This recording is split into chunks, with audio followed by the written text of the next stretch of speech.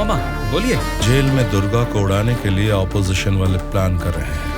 वो अभी भी हमारे लिए कोई काम का है क्या? अरे मामा, अब पूरा काम उसी के हाथ में है मामा। अगर हाथ पर हाथ धरे बैठे रहे तो वो पार्टी फिर से सत्ता में आ जाएगी, तो फिर वो हमारे किस काम का रहेगा? इस बार जैसा आप सोच रहे हैं, सत्ता हमारे हाथ में नहीं है मामा। 70% उन्हीं के फेवर में है। ये बात तुझे कैसे पता? इलेक्शन सर्वे रिपोर्ट्स में वो हमसे ज्यादा स्ट्रॉन्ग है मामा। अगर वोट्स काउंटिंग में भी वो हमसे आगे निकले तो हमें कुछ और एमएलएस की जरूरत पड़ेगी मामा।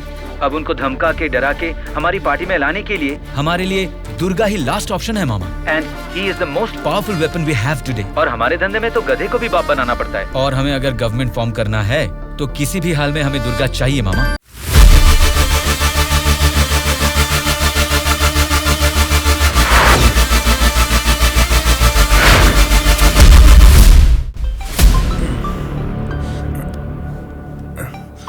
पार्टी ऑफिस से तो नहीं है।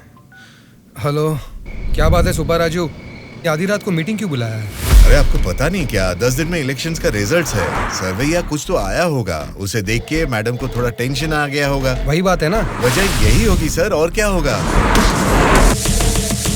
आधी रात को अचानक मीटिंग रख के आप सबको यहाँ बुलाने के लिए मुझे माफ कीजिए। कोई बात नहीं मैडम, आपके लिए, अपने पार्टी के लिए इतनी तकलीफ तो ले सकते हैं। वैसे इस मीटिंग में क्यों बुलाया हमें मैडम? क्योंकि सभी वोटिंग सर्वेस चेक किए गए हैं। सर्वे में ये पता चला है कि पूरे राज्य की 175 असेंबली सीटों में इस बार सत्ता वाली पार्टी को 40% और विपक्ष की पार्टी को 42% सीट्स मिलने की संभावना है।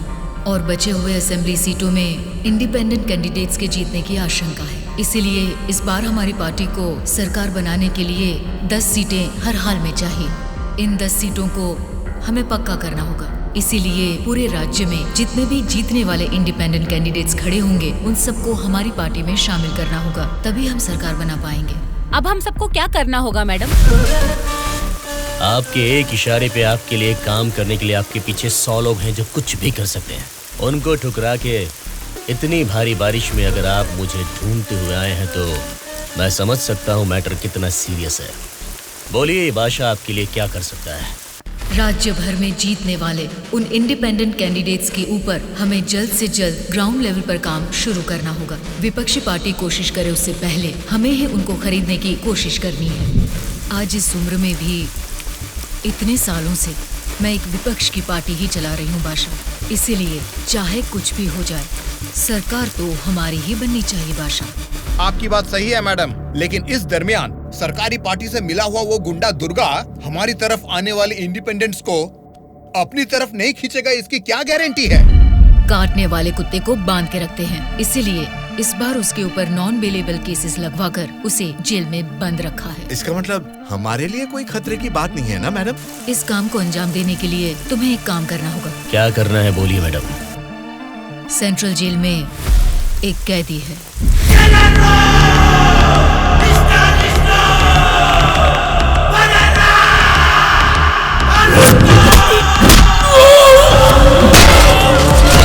आठ 10 आदमियों को जेल भेजकर उसे मरवाना होगा। नाम क्या है उसका? दुर्गा।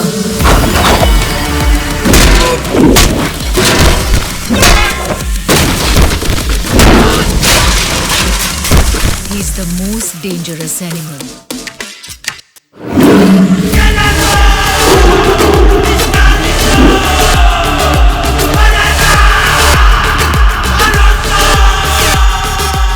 भाई, हमारी लोगों को कोई मार रहा है।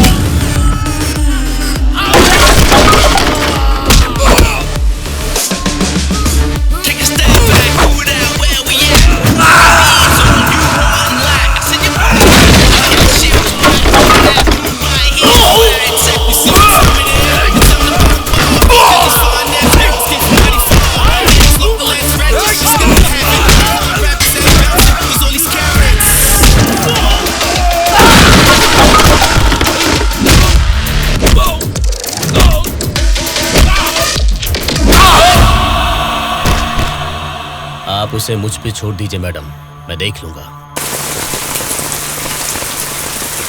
ये जेल है, कोई पबजी खेलने का ग्राउंड नहीं, समझ गया?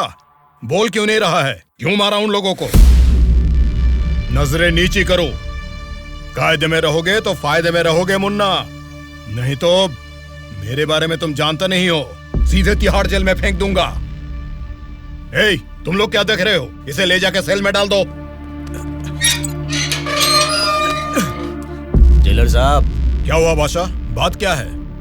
मैं अपने 10 छोकरों को आपके जेल भेज रहा हूँ। इस बार किसे टपकाना है? दुर्गा नाम है उसका। दुर्गा बोले तो वो सरकारी पार्टी का आदमी है ना? हाँ साहब, वही है। उसको उड़ाने के लिए अपोजिशन वालों से कितना लिया है और उसमें मेरा कमीशन कितना है? हमेशा की तरह आपके अकाउंट में ट्रांसफर हो जाएगा।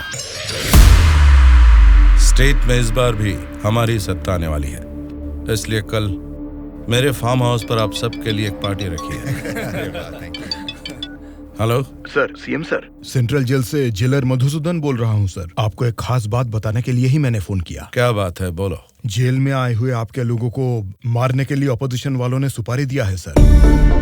अगर आपको आपके लोगों की जरूरत नहीं है तो मैं बीच में नहीं आऊंगा। लेकिन अगर आपको इनकी जरूरत अभी भी है तो अपनी जान पर खेलकर भी मैं उन्हें बचा लूंगा। अब आप बताइए, आप किन लोगों को मैं बचा लूं या फिर उनके हवाले छोड़ दूं?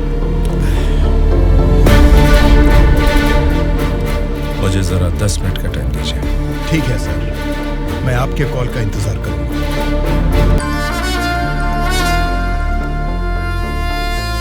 इलेक्शन रिजल्ट जब तक डिक्लेयर नहीं होते, जेल में मेरे आदमी का बाल भी बांका नहीं होना चाहिए। वो सब आप मुझ पर छोड़ दीजिए, मैं देख लूंगा। लेकिन आपके आदमियों को प्रोटेक्ट करना है तो बहुत बड़ा अमाउंट खर्च हो सकता है सर। वो मैं देख लूंगा। सर मेरा एक छोटा सा डाउट है सर। क्या डाउट है? आपने दुर्गा को मरवाने के लिए पैसे लिए थे ना, अब बचाने के लिए पैसे ले रहे हैं। ये बात मेरे पल्ले नहीं पड़ी सर, मुझे थोड़ा कंफ्यूजन हो रहा है। पागल कहीं। इसी को अंग्रेजी में पॉलिटिक्स बोलते हैं और हमारी भाषा में बोलते हैं राजनीति, समझे?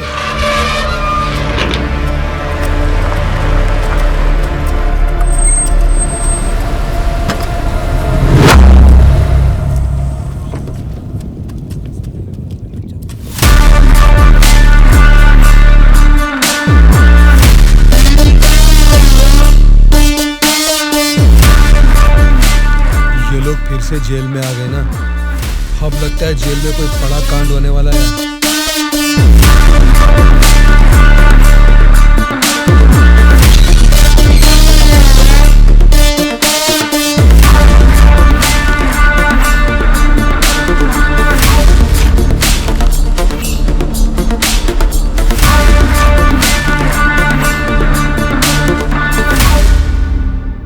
उसे कब मारने का सोचा है? हो सके तो आज ही। आज छोड़ देना, कल विजिटिंग आवर्स है, मुमकिन नहीं होगा। परसों मारने का प्लान बनाओ। ठीक है फिर, लेकिन एक बात अच्छी तरह से समझ लो, दुर्गा को मारने के लिए मैं तुम लोगों को आधे घंटे का टाइम दे सकता हूँ। आधे घंटे में ही काम निपटाना होगा, और अगर नहीं मार सके तो उसे दोबारा मारने का मौका नहीं मिलेगा। जाओ।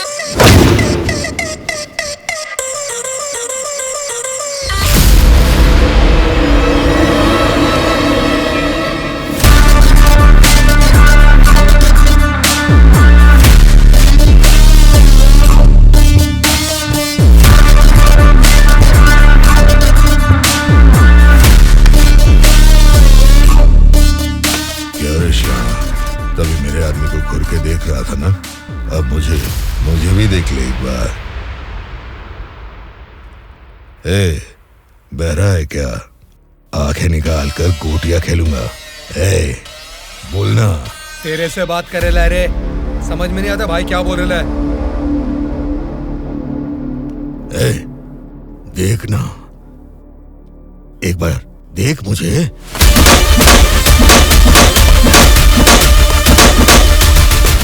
मेरे बारे में तुम जानते नहीं हो, सीधे तिहाड़ जेल में फेंक दूंगा।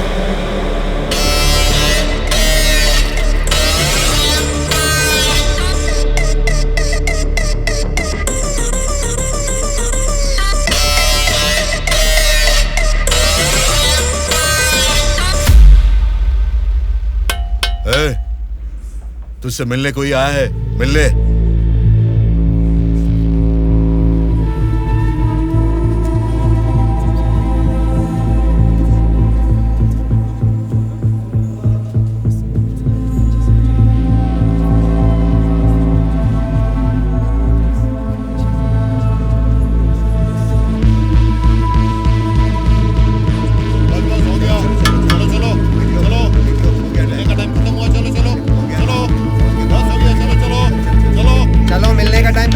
चलो निकलो यहाँ से, चलो टाइम हो गया।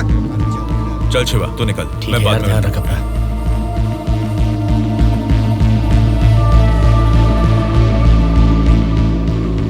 शिवा, भावना कैसी है? देखा, अभी याद आई ना तुझे उसकी? मुझे लगा तू भूल गया था।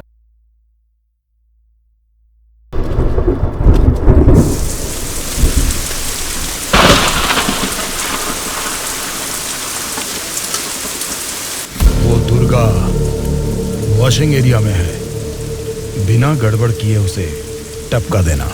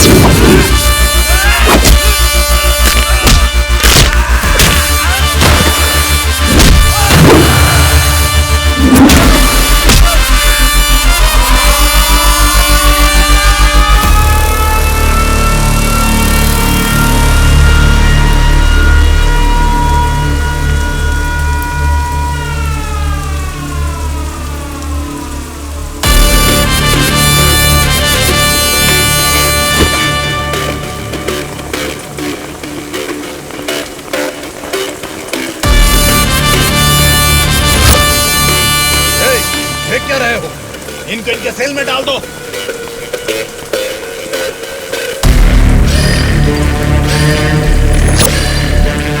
हाँ जेलर साहब। यो बादशाह, तुम और 10 लोगों को भेजोगे ना तो भी जेल में उस दुर्गा को नहीं मार सकोगे।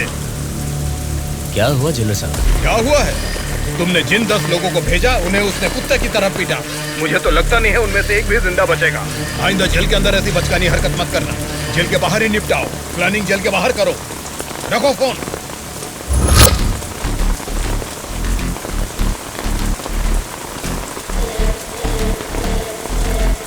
आपने जो यकीन मेरे ऊपर किया था, मैं उससे निभा नहीं पाया मैडम।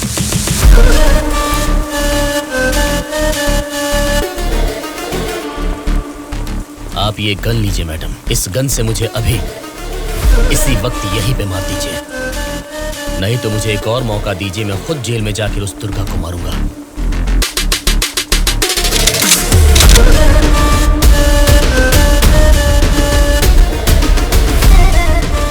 अगले हफ्ते इलेक्शन के रिजल्ट आने वाले हैं। अगर रिजल्ट मेरी फेवर में नहीं आए तब बताऊंगी कि तुम्हें किसको मारना है।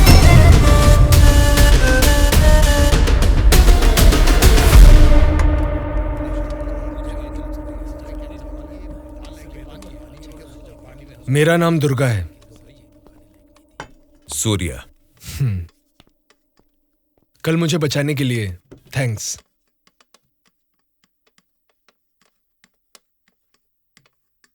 तुम्हारे बारे में सुना था, तुम किसी मर्डर केस में जेल आए हो।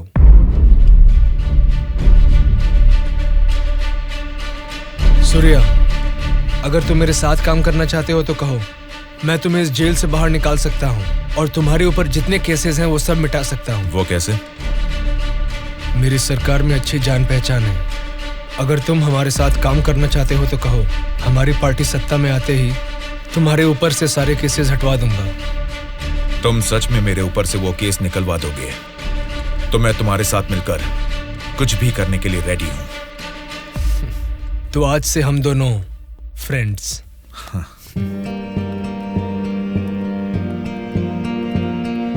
अच्छा, उस दिन वो लोग तुम्हें मारना क्यों चाह रहे थे?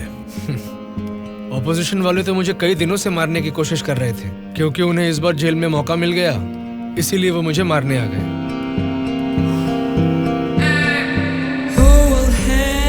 अगर उस दिन वो लोग तुम्हें मार देते तो? क्या होता? जेल में तुम्हारे जैसे अच्छे फ्रेंड को खो देता।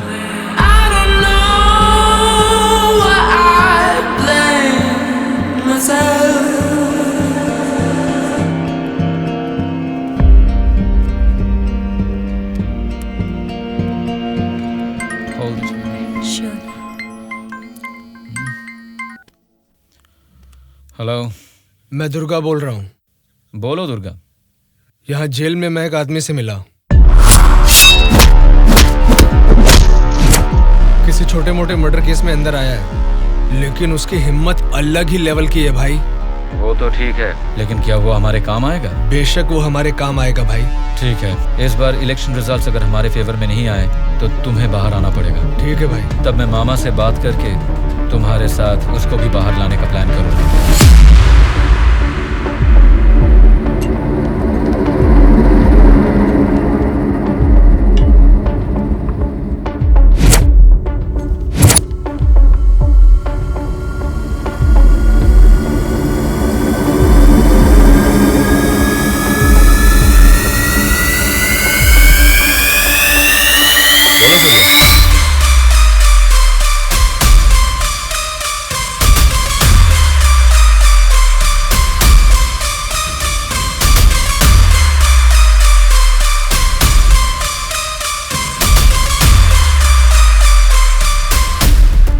देखो सूर्या, ये सोसाइटी नहीं बदलेगी, ना ही जनता।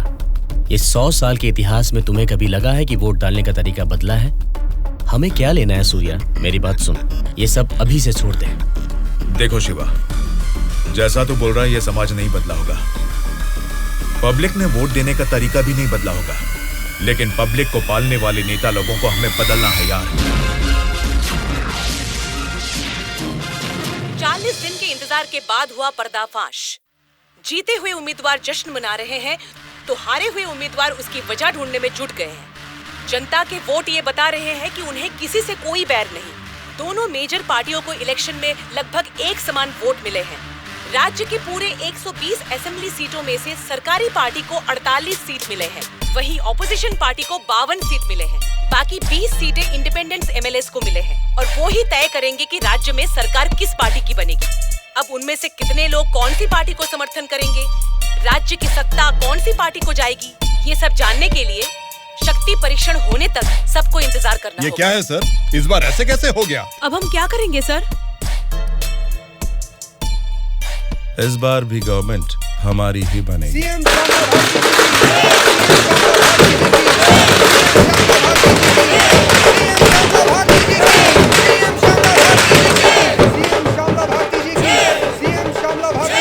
मैडम, इस बार सरकारी पार्टी से आपकी पार्टी लीड में है। इस बार में आपका क्या कहना है? जनता को अब हमारे ऊपर यकीन आ गया है, इसलिए इस बार हमारी पार्टी लीड में है। Thank you. श्यामला भारती जी की, सीएम श्यामला भारती जी की, सीएम श्यामला भारती जी की, सीएम श्यामला भारती जी की, सीएम श्यामला भारती जी की, सीएम श्यामला भारती जी की, सीएम श्यामला भारती जी की, सीएम श्यामला भारती जी की।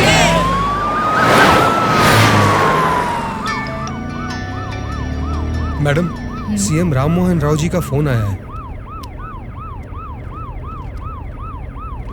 बोलिए एक्स सीएम राम मोहन राव जी, कैसे लगे आपको इस बार के इलेक्शन के नतीजे? इस बार 4 सीट आपको ज्यादा मिली है, ऐसा सोचकर ये मत समझिए कि जीत आपकी हुई है। मिस श्यामला भारती जी, आपको सरकार बनाने के लिए आपकी पार्टी का और 10 एमएलए की जरूरत है। अगर 10 एमएलए को खरीद लिया तो भी 10 दिन के अंदर शक्ति परीक्षण के लिए उनका वहाँ होना बहुत जरूरी है। तो जाहिर है कि आपकी पार्टी को मेरी पार्टी से भले 4 सीटें ज्यादा आई है या मेरी पार्टी को 4 सीटें कम आई है, तो भी आखिर में असेंबली में आपकी जगह हमेशा की तरह विपक्ष में ही रहेगी। ये बात मत भूलिएगा मिस श्यामला भारती जी। ठीक है राम मोहन राव जी, इस बार संसद में हम विपक्ष में रहेंगे या आप विपक्ष में रहेंगे, देखते हैं। Good luck.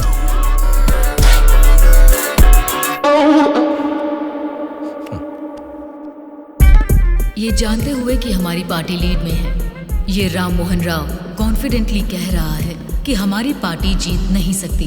इससे ये साफ पता चलता है कि हमारी पीठ पीछे साजिश हो रही है। हम एक लीडिंग पार्टी है, हमें हमारी पार्टी को सत्ता में लाने के लिए उन 20 इंडिपेंडेंट्स को हमारी पार्टी में लाने का कोई ना कोई तरीका ढूंढना होगा। हमें उन 20 लोगों को जल्द खरीदना होगा मैडम, और उसका केवल एक ही रास्ता है। कौन सा रास्ता? अनंतगिरी में 20 साल से ना हारने वाले कल्याण प्रसाद को हमें सबसे पहले खरीदना होगा मैडम। उसी को क्यों? वही किंग मेकर है मैडम। जितने भी 20 इंडिपेंडेंट उम्मीदवार है वो सब उसी के हाथ में रहते हैं। तो फिर जल्द से जल्द बुलवाइए उसे। कल्याण प्रसाद को फोन करके कहो कि तुरंत मेरे फार्म हाउस पर आकर मुझसे मिले। ओके? ठीक है सर।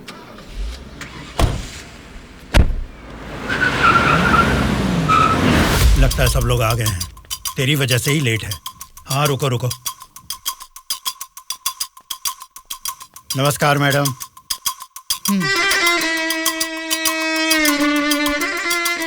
मैडम, डायरेक्टली पॉइंट पर बात करेंगे, इससे दोनों का टाइम बचेगा। मैं भी सीधे पॉइंट पर आकर बात करूंगी। आपके 20 एमएलए को हमारी पार्टी को समर्थन देना होगा। इसके लिए आपके एक एमएलए की कीमत बताइए।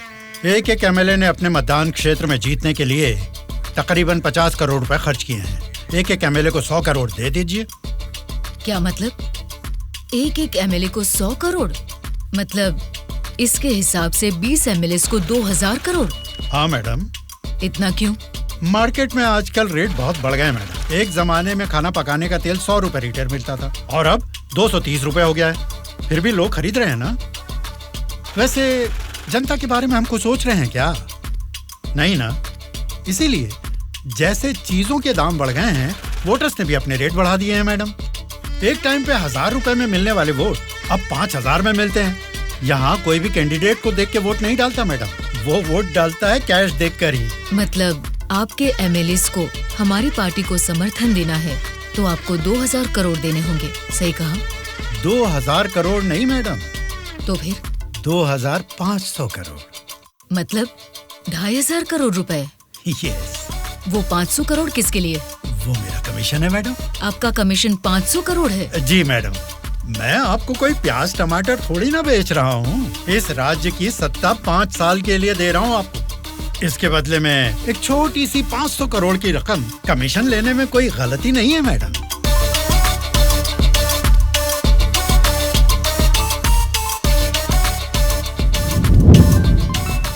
सत्ताधारी पार्टी का फोन। अगर मेरा प्रपोजल आपको जमता है तो फोन काट दूंगा, और नहीं तो इस बार फिर से उन्हीं की सरकार बनेगी। सोच लीजिए। सर, कल्याण प्रसाद जी मेरा कॉल कट कर रहे हैं सर। फिर से ट्राई करो। Okay sir.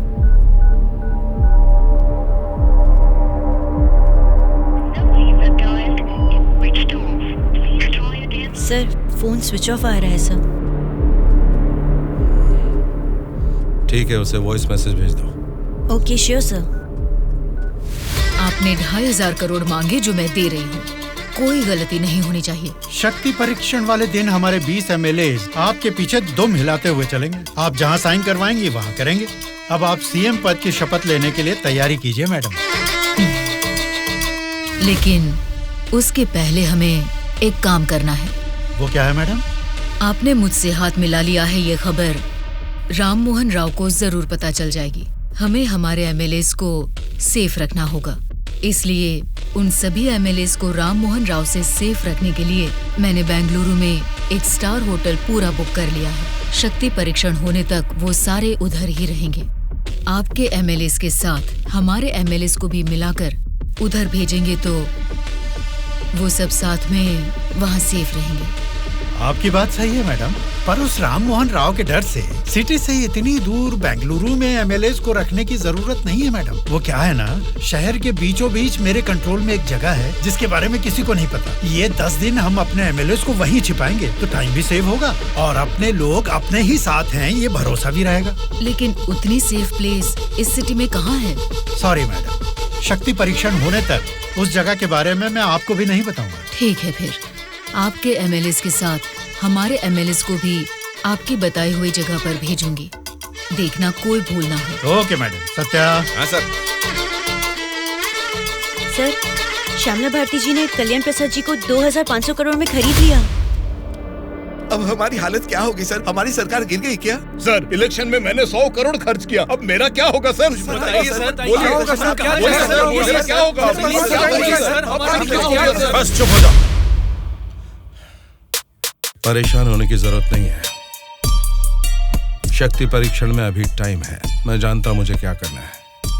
आपकी बात मुझे समझ आ गई। अभी मुझे क्या करना है बोलिए। अनऑफिशियली किसी भी हालत में दुर्गा मुझे जेल से बाहर चाहिए, चाहे जितने भी पैसे लग जाएं। तुरंत जेलर से बात करके काम को अंजाम दो। ठीक है मामा, पर एक रिक्वेस्ट है। बोलो क्या है? दुर्गा के साथ एक और आदमी को जेल से बाहर निकलवाना है मामा। कौन है वो? उसका नाम है सूर्या। उसकी गट्स, उसकी हिम्मत, वो अलग ही लेवल की है। हो सकता है, लेकिन किसी भी अनजान आदमी के ऊपर इस तरह से आंख मूंद कर भरोसा कैसे कर सकते हैं? ये स्टेट गवर्नमेंट का मामला है। अगर कुछ गलत हो गया तो मेरा पूरा पॉलिटिकल करियर खत्म हो जाएगा। मेरा यकीन कीजिए मामा, हमारे गवर्नमेंट को गिरने से बचाने के लिए इस ऑपरेशन में दुर्गा से ज्यादा वो ही एक्टिवली काम करेगा। ठीक है, अगर तुम उसकी इतनी तारीफ कर रहे हो तो काम खत्म होते इन दोनों को फिर से जेल में डाल दूंगा। मैं भी उससे जरूर मिलना चाहूंगा।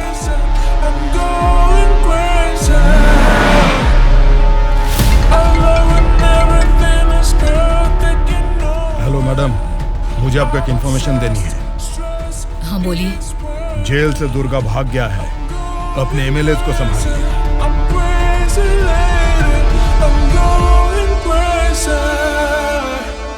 इनको अभी छोड़ के आपने वो पार्टी को इन्फॉर्मेशन क्यों दे दिया सर? वो लोग आपस में लड़के मरेंगे तो ही ना हम जैसे लोग सेफ रहेंगे।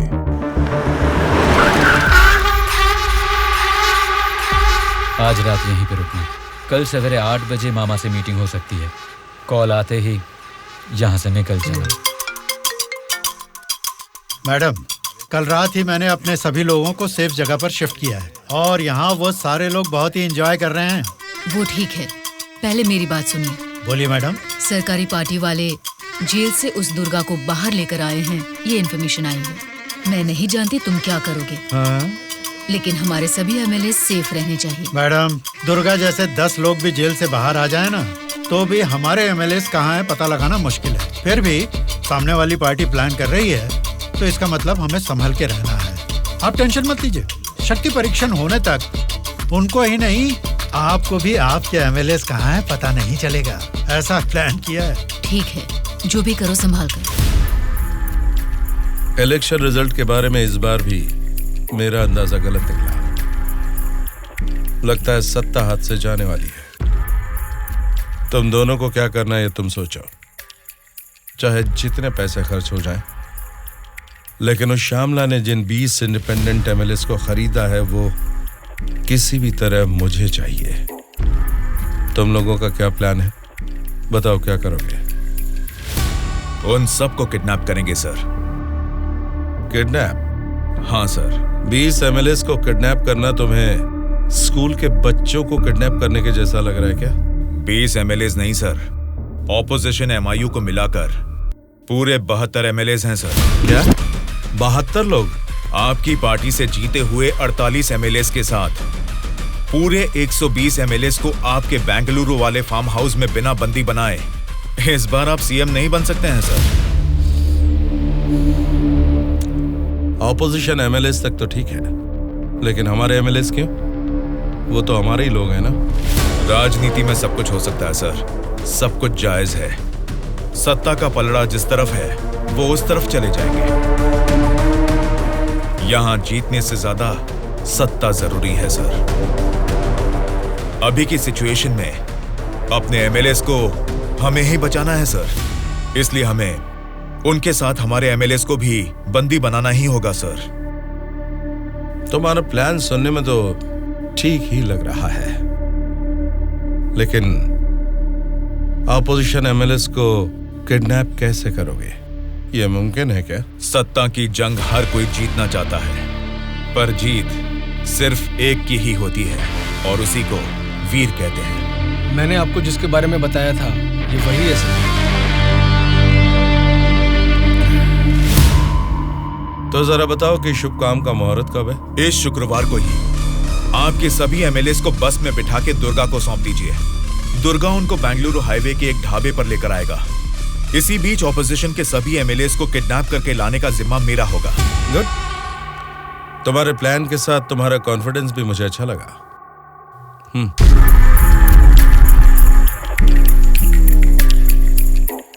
इस बैग में 2 करोड़ है, इसे सिर्फ एडवांस ही समझो। जैसा सोचा है, अगर काम वैसा ही हुआ तो तुम्हारे ऊपर जितने भी केस हैं उनको हटाने के साथ ही इस तरह के कई बैग्स तुम्हें मिलेंगे। इस बार भी आप ही सीएम पद की शपथ लेंगे, उसके लिए तैयार रहिए।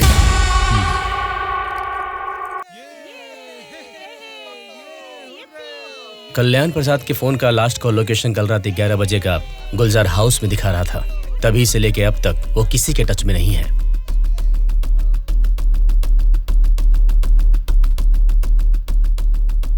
तो फिर वो पक्का गुलजार हाउस में ही है। हाँ बोलो। मैडम, आपके लिए एक बैड न्यूज है। गुलजार हाउस में ठहरे हुए आपके सभी एमएलएस को सत्ता वाली पार्टी के लोग किडनैप करने की कोशिश कर रहे हैं। आप फौरन उनको वहां से कहीं और शिफ्ट करवाइए, नहीं तो सीएम नहीं बन पाएंगी। लेकिन तुम कौन हो? आपका हितैषी हूं।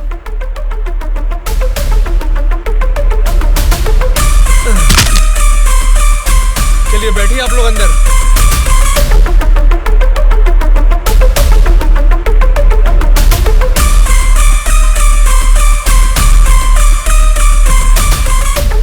बोलिए मैडम। कहाँ हैं आप? मैं नहीं बता सकता। मैं सीरियसली कुछ पूछ रही हूँ, उसका सीधा जवाब दीजिए। मैं भी सीरियसली ही बोल रहा हूँ मैडम, नहीं बता सकता। आप सब गुलजार हाउस में हैं, ये बात मैं अच्छी तरह से जानती हूँ। वो कैसे मैडम?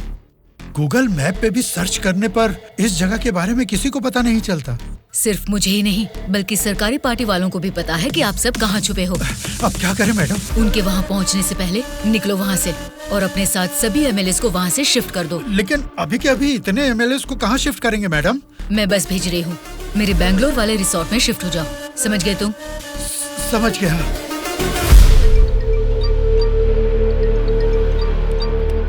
जी मैडम। बादशाह, तुम्हें मेरा एक काम करना होगा।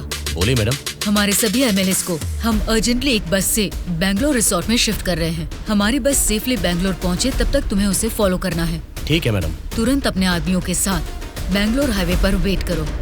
Okay madam.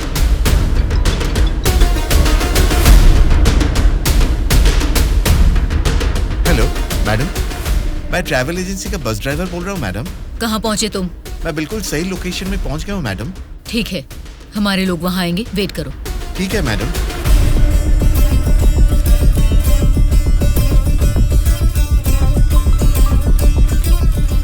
हाँ बोलिए मैडम।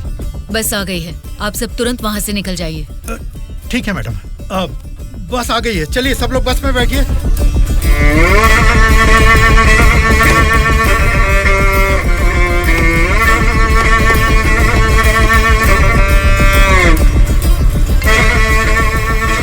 मैडम सब लोग बस पे चढ़ गए मैडम।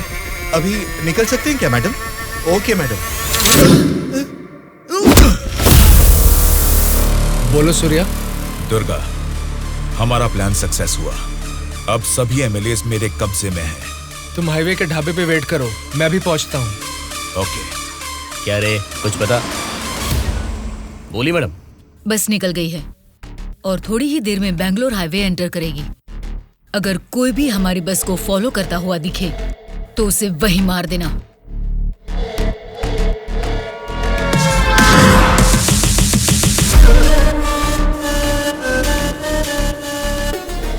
मैडम, हमारे एमएलएस की बस अभी सामने से क्रॉस हो गई है। तुम ध्यान से हमारी बस को फॉलो करना, ठीक है?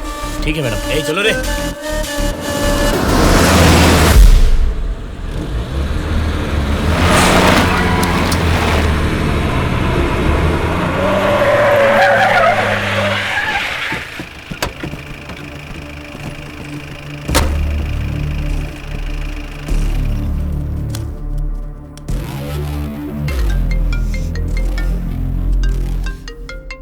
बोलो बादशाह। हाँ मैडम, अभी हमारी बस हाईवे के बाजू में एक ढाबा के पास रुकी हुई है।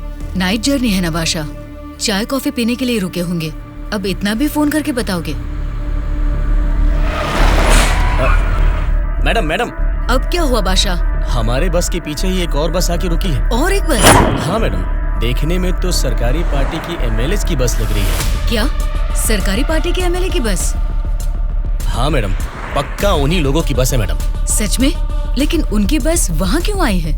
पता नहीं चल रहा मैडम। जैसे हम अपने एमएलए को बैंगलोर भेज रहे हैं, वैसे ही वो अपने एमएलए को शायद किसी सेफ जगह पर भेज रहे होंगे।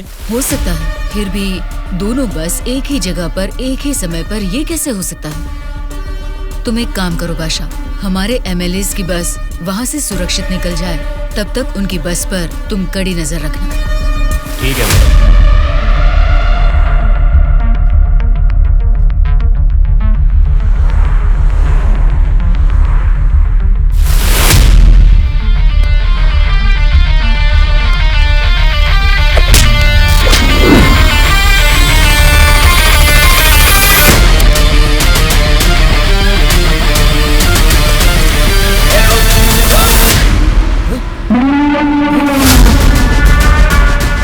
बोलो बादशाह। हमारे बस ड्राइवर ने सरकारी पार्टी के बस ड्राइवर दुर्गा को मार के उनकी बस को भी हमारे बस ड्राइवर ही ड्राइव करके ले जा रहे हैं मैडम।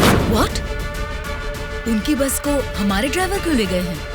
मुझे भी कुछ समझ में नहीं आ रहा मैडम। ठीक है, मैं अपने ड्राइवर को फोन करके पता लगा लूंगी। पहले तुम हमारी बस को फॉलो करो। Okay madam.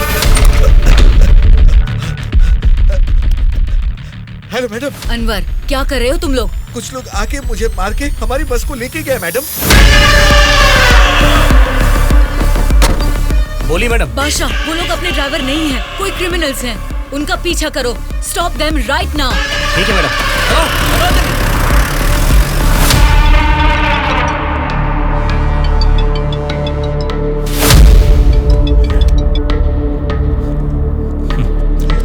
बोलिए श्यामला जी, इस वक्त कैसे याद किया?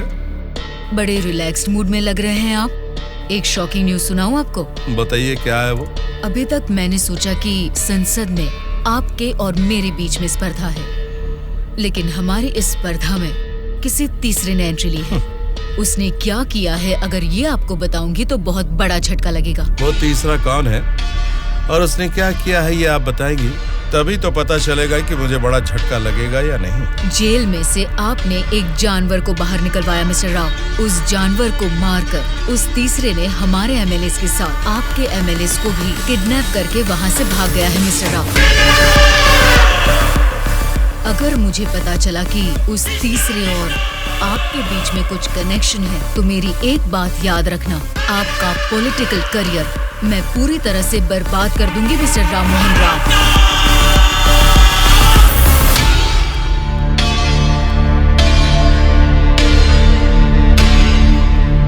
क्या हुआ मामा? उस दुर्गा को कॉल कर।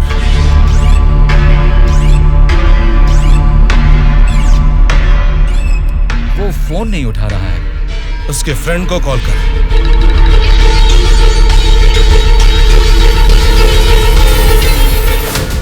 मेरे पॉलिटिकल करियर में ये फर्स्ट टाइम है जब मैंने किसी पर यकीन करके धोखा खाया।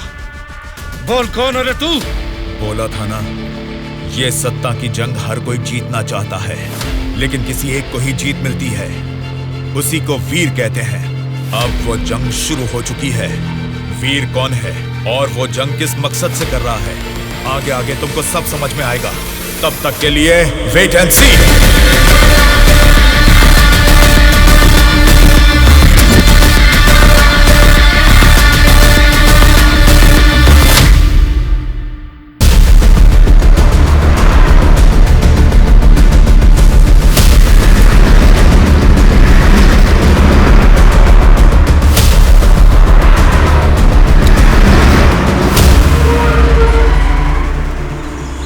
ये कौन सी जगह है?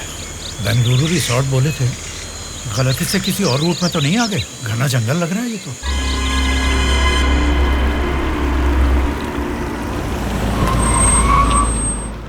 सर वो क्या है कि तुम पर भरोसा करके काम सौंप दिया, इसके लिए तो मुझे खुद को जूते मारने चाहिए। अपना ये चेहरा फिर मुझे कभी मत दिखाना।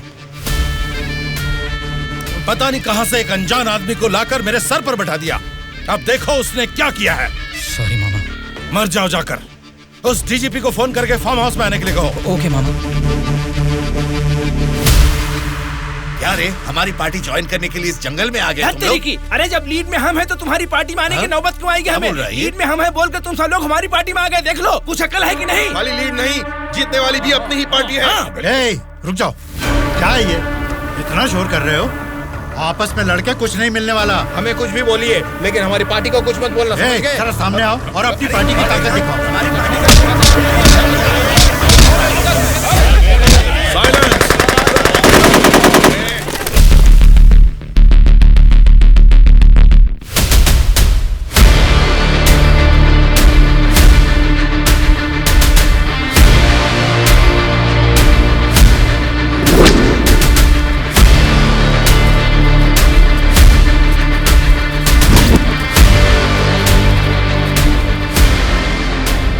क्या सोच रहे हो? जैसे जी में आ रहा चिल्ला रहे हो, अपनी मर्जी से आपस में लड़ रहे हो। ये तुम्हारी असेंबली नहीं है, ये जंगल है। मेरा जंगल, मेरा जंगल, मेरा जंगल। यहाँ कोई स्पीकर नहीं होगा, माइक नहीं होगा, ना ही वॉकआउट होगा। हम सब हाईवे से तकरीबन 250 किलोमीटर की दूरी पर घने जंगल में हैं। बेटा, तुम लोग नेक्सलाइस्ट हो, माओइस्ट हो, टेररिस्ट हो, कौन हो बेटा तुम लोग? वो सब कहां से पैदा हुए हैं? तुम जैसे लोगों की गलती से ही वो लोग पैदा हुए हैं। बेटा, तेरी बात मैं मानता हूँ, लेकिन मैं शुगर पेशेंट हूँ। टाइम पर खा के अगर मैंने दवा नहीं लिया तो मेरी बॉडी कांपने लग जाती है बेटा। तुम हेल्थ मिनिस्टर हो ना? हाँ बेटा।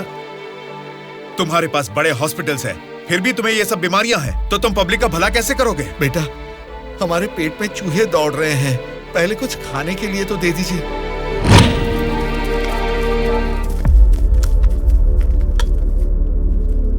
ये क्या खाना है? ये तो जेल के खाने से भी बदतर है। क्यों रे? तेरी राशन की दुकान में यही चावल तो बिकता है, फिर वो लोग कैसे खाते होंगे, कभी सोचा है?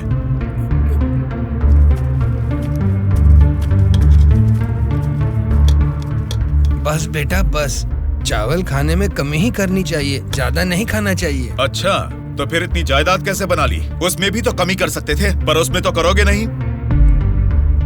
देखो बेटा, तुम्हारी बातें और करतूतें तो कमाल की हैं, लेकिन कमी है तो बस चेहरा नहीं दिखाया तुमने, जरा वो भी दिखा दो।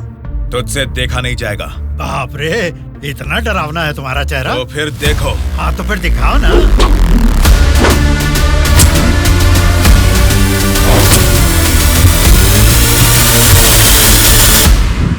हमारी जिंदगी को लक्ष्य देता है ये महाविद्यालय, हमारे भविष्य को भी रचता है ये विद्यालय। स्वामी विवेकानंद ने कहा था कि देश का भविष्य युवा पीढ़ी के हाथों में है, लेकिन युवा होने के नाते हम क्या कर रहे हैं? देश के भविष्य से मुझे क्या करना है, ऐसा बोलकर हम खुद ही को स्वार्थी बनाते जा रहे हैं। मतलब हमारा पढ़ाई करना, नौकरी करना स्वार्थ है क्या? प्रॉब्लम पढ़ाई के बारे में या जॉब के बारे में नहीं है बेटा, तो फिर देश के भविष्य के बारे में ना सोचना ही प्रॉब्लम है। इसीलिए तो हर 5 साल में हम वोटिंग करके नेता लोगों को चुनते हैं, ये सब काम तो उनका है। वही तो हम लोगों की गलती है, वोट देते हैं और भूल जाते हैं। एक स्टूडेंट की हैसियत से फैसला करना आपके हाथ में नहीं है, लेकिन बेहतर समाज का निर्माण करने का सामर्थ्य आप में है। उन लोगों को खड़ा करके पूछने का हक भी आपको है। जब आप लोग ऐसा करेंगे तब स्वामी विवेकानंद की बात सच होगी कि देश का भविष्य युवाओं के हाथों में है। जाल खरीदने के लिए पैसे देंगे, नाव खरीदने के लिए लोन देंगे। तुमसे यही वादा इलेक्शन से पहले किया गया था ना, लेकिन अब सत्ता में आकर 4 साल होने के बाद भी एक भी वादा पूरा नहीं किया। इसको आप कब तक सहेंगे और कितने दिन भुगतेंगे? इन एमएलएस को जीतने दीजिए और सवाल कीजिए।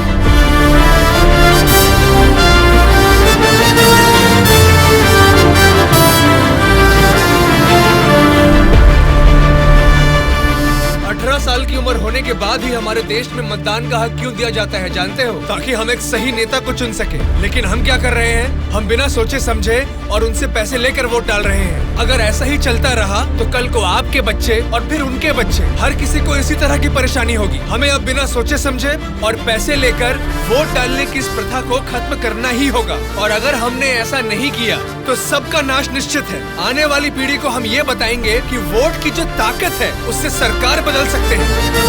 जनता की सच्चाई।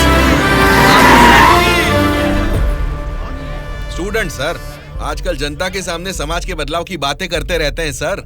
आजकल ये फैशन हो गया है सर। ठीक है। हाँ? उसके भाषण की वजह से अपनी इमेज डैमेज नहीं होनी चाहिए। सर, हमें उनकी परवाह नहीं करनी चाहिए, वो लोग कुछ प्रॉब्लम नहीं करेंगे सर। अपने किसी आदमी को बोलो इन पर जरा नजर बनाए रखे। Okay sir. दिल्ली से आते ही इनके बारे में कुछ करेंगे। क्या बताऊं बेटा, इस गांव की समस्या वैसे की वैसी ही है। हमारी समस्याओं को सुनने के लिए कोई वार्ड मेंबर नहीं आता है। सरपंच को तो देखा ही नहीं, कॉर्पोरेटर काम नहीं करता, और एमएलए के लिए क्या बताऊं, 4 साल पहले हमने उनको जिताया, वो तो ऐसे गायब हुए जैसे गधे के सर से सिंह। उनसे मिलने जाओ तो लात मार के भगा देते हैं।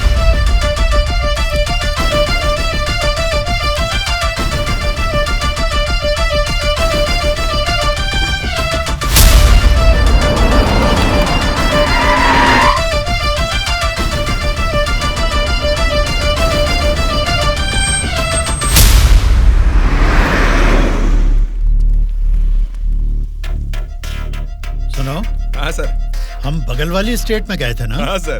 तो ये यूएस गए थे, ऐसा फ्लेक्सी क्यों लगा है? हाँ सर। चलो लगे रहने दो सर। फोटो अच्छी है। लगाया किसने इसको? और कौन सर, वो स्टूडेंट्स ही हैं।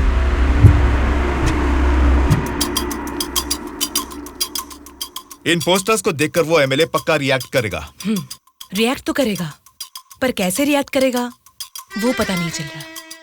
जैसा भी रिएक्ट करें, कोई भी प्रॉब्लम आने तो हम सबका सामना कर लेंगे साथ में। जैसा आपने सोचा वैसा नहीं होगा। शक्ल से तो पढ़े लिखे लगते हैं, पढ़ाई की है तो नौकरी, अच्छी नौकरी कर लेते। ऐसे पेस्ट लगा के पोस्टर लगाने की गंदी हरकतें क्यों कर रहे हैं आप लोग? ये पॉलिटिक्स के चक्कर में क्यों फंस रहे हैं? ये एक दलदल है, एक बार इसमें उतर गए ना तो फिर इससे बाहर नहीं निकल पाओगे। समझ गए ना? मतलब आपके नजर में वोटर की कोई वैल्यू नहीं? अरे बहुत सही कहा आपने। आपकी नजर में वोटर की बड़ी कीमत है, लेकिन हमें वोट की कीमत पता है। यही फर्क है आपकी और हमारी सोच में। एक बार वोट मिल गया ना, फिर वोटर को कौन पूछता है? 5 साल के लिए हम ही राजा, हम ही मंत्री। मतलब आपसे सवाल करने वाला कोई नहीं है क्या? अब तुम ही बताओ, जो लोग पैसा लेकर वोट डालते हैं उनको सवाल पूछने का अधिकार है? अभी जो भी हो रहा है वो इलेक्शन नहीं है, कलेक्शन है। हम वोट कलेक्ट करेंगे, वो पैसे कलेक्ट करेंगे। एक एक वोट का 5,000, 1.5 लाख वोट हैं, मतलब 75 करोड़। उसके साथ दारू, बिरयानी, नाच गाना, पोस्टर, पब्लिसिटी, इनके अलावा हमारे नेता को मिलने वाले गिफ्ट्स। बाप रे, तकरीबन 150 से 200 करोड़ खर्च होता है। अब इस खर्चे को प्रॉफिट में बदलना है, 200 करोड़ का 1000 करोड़ बनाना है। ये सब करने में ही 5 साल निकल जाएंगे। फिर जनता की सेवा करने का टाइम कहाँ रहेगा? वैसे वोट बेचने वाले की हम सेवा क्यों करें? उसको पूछने का हक नहीं है, क्योंकि उसने तो अपना वोट बेच दिया है। इसलिए मैं तुम लोगों को आखिरी बार बोल रहा हूँ, सड़क छाप गुंडागर्दी से जिंदगी शुरू की थी, अब स्टेट मिनिस्टर हूँ। मुझे फिर से गुंडा बनने पर मजबूर मत करो। इलेक्शन नजदीक आ रहे हैं। पिछली बार वोट के लिए 5,000 मांगे थे, इस बार 10,000 मांगेंगे। हमें इसके लिए तैयार रहना है। यहाँ वोट के लिए ही नहीं, सीट के लिए भी पैसे देने हैं। पार्टी हाईकमांड मेरी परवाह नहीं करेगी तो मुझे बहुत दिक्कत हो जाएगी। मेरे रास्ते से हट जाइए। इसके बावजूद भी अगर किसी ने रोका तो तुम सबकी डेट ऑफ बर्थ तो अलग अलग है, लेकिन डेट ऑफ डेथ एक हो जाएगी, याद रखना। चलता हूँ। डार्लिंग, सब अच्छा ही हुआ है। टी स्टेट का एडवांस दे दिया है। अगले महीने इलेक्शन है, उसके बाद रजिस्ट्री होगी। ऊटी टी स्टेट की तुम ही मालकिन हो। तुम्हारा सर देखो। आपकी नजर में वोटर की बड़ी कीमत है, लेकिन हमें वोट की कीमत पता है। एक बार वोट मिल गया ना, फिर वोटर को कौन पूछता है। 5 साल के लिए हम ही राजा, हम ही मंत्री। आज की ब्रेकिंग न्यूज, हम आपके सामने एमएलए कल्याण प्रसाद जी की बेईमानी का खुलासा करने वाले हैं। टीवी देखिए सर। जो लोग पैसा लेकर वोट डालते हैं, उनको सवाल पूछने का अधिकार है। अभी जो भी हो रहा है वो इलेक्शन नहीं है, कलेक्शन है। तो तुम सबकी डेट ऑफ बर्थ तो अलग अलग है, लेकिन डेट ऑफ डेथ एक हो जाएगी, याद रखना। खुद कल्याण प्रसाद जी के मुंह से ये बातें सुनने के बाद उन्हें मिनिस्टर के पद से ही नहीं, बल्कि पार्टी के हाई कमांड ने उन्हें पार्टी से भी सस्पेंड कर दिया है। आपको बिना बताए पद से निकाल दिया, ये तो नाइंसाफी है सर। क्या नाइंसाफी है रे? हाँ, मैं एक बड़ा बदमाश हूँ, ऐसा ही बोलकर इन्होंने वीडियो में मान लिया। सब लफंगे लोगों के ये बड़े नेता हैं। लो खाओ, सब ठूसो। और काम भी क्या है? खाना और सोते रहना। और बचा ही क्या है? बाप रे बाप, कितने सपने दिखाए थे। ऊटी में टी स्टेट लूंगा, कर्नाटक में कॉफी स्टेट लूंगा, अगली इलेक्शन में जीतूंगा तो मैं होम मिनिस्टर बनूंगा, तुम होम मिनिस्टर की बीवी बनोगी, बाद में सीएम और मैं सीएम की बीवी। क्यों जी, तुम तो मुझे सीएम की बीवी बनाना चाहते थे, तुम तो खुद ही सीएम नहीं बन पाए। अभी देखो, नालायक की बीवी बनकर बैठी हूँ यहाँ पर। मैं सोच रही थी सीएम की बीवी बनने के लिए क्या करना पड़ेगा। देखते क्या हो जी, बताओ ना क्या करना है। बहुत बोल चुके हो, अब जाओ।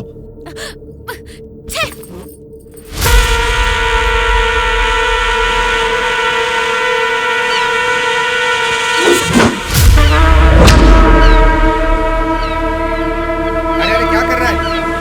निकाल उसे। माफ कीजिए सर, अपने लोग हैं, मछली पकड़ना सीख रहे हैं, गलती से आपके ऊपर गिर गया। आप जाइए सर।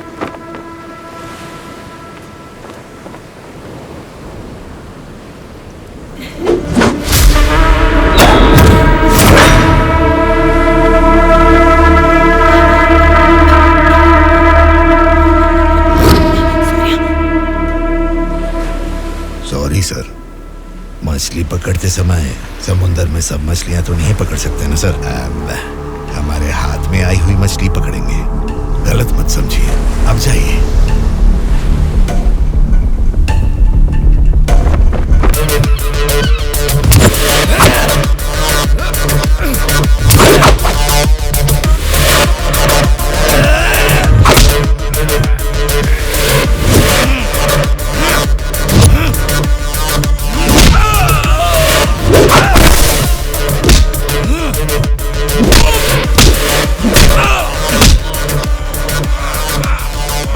किसने तुम सबको भेजा है? बता, जल्दी बता।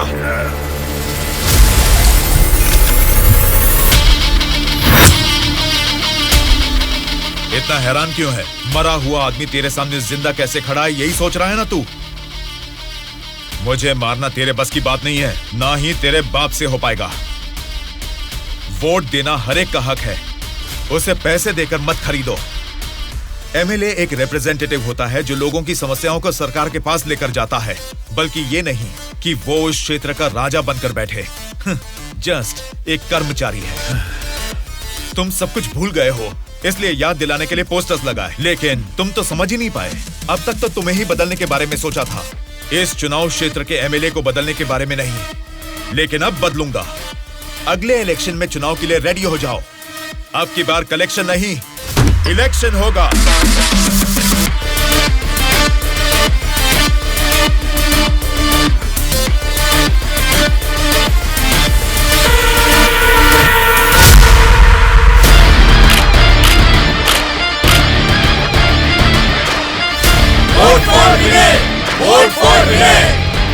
इसका नाम विनय है। अब हमारे चुनाव क्षेत्र से इंडिपेंडेंट उम्मीदवार के रूप में कल्याण प्रसाद जी के सामने खड़ा हो रहा है। यही पैदा हुआ है, आपकी तकलीफें जानता है। पैसे देकर आपका वोट नहीं खरीदेगा, लेकिन आपके द्वारा डाले गए हर एक वोट को इंसाफ दिलाएगा। इसे जिताकर तुम सब जीतना चाहते हो, या फिर उस कल्याण प्रसाद को वोट डालकर अगले 5 साल के लिए गुलाम बनकर जीना चाहोगे? ये आपकी मर्जी है। भैया अभी तक पैसे लेके वोट देते थे, लेकिन अब भले काम के लिए वोट देंगे हम। अभी तक हमें कोई ऐसा नहीं मिला जो हमारा साथ दे। आप खड़े हो भैया, इस बार हम वोट आप ही को देंगे।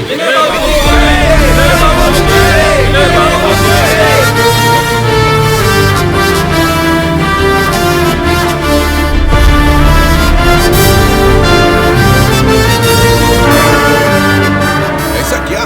यहाँ आप लोग बैठकर ताश खेल रहे हैं और वहाँ आपके सामने दूसरा लीडर खड़ा हो रहा है। देखो, पैसे लेकर वोट डालने वाली जनता के रहते हैं, इनकी परवाह नहीं करनी है। आपका बोया हुआ पेड़ आपको ही छांव देगा। आपका डाला हुआ वोट भविष्य का फैसला करेगा। अब किसे वोट देना है ये आप ही तय कीजिए।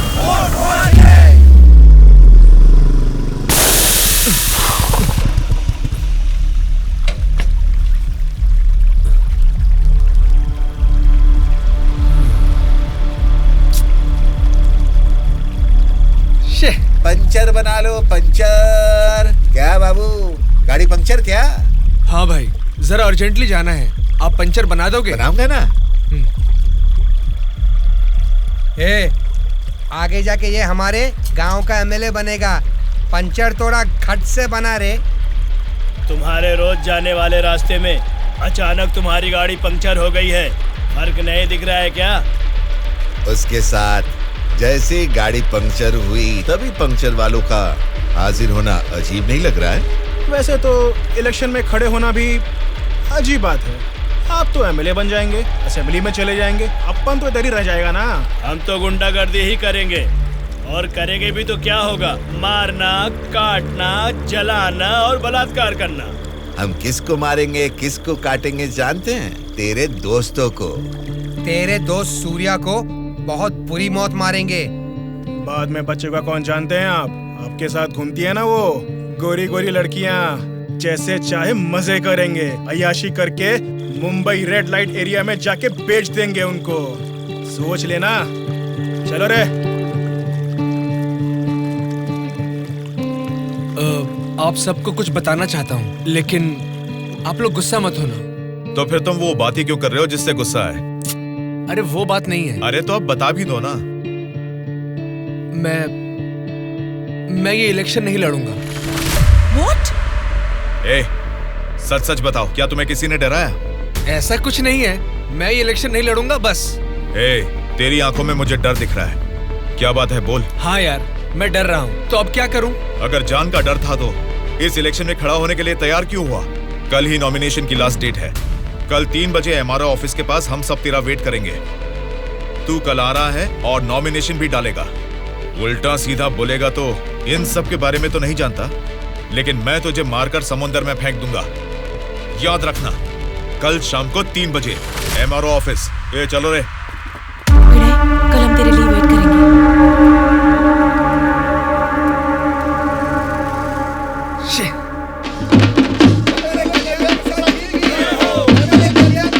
पता नहीं कहाँ रह गया। अपने आप को समझता क्या है वो? Phone is not reachable, message भी नहीं जा रहा।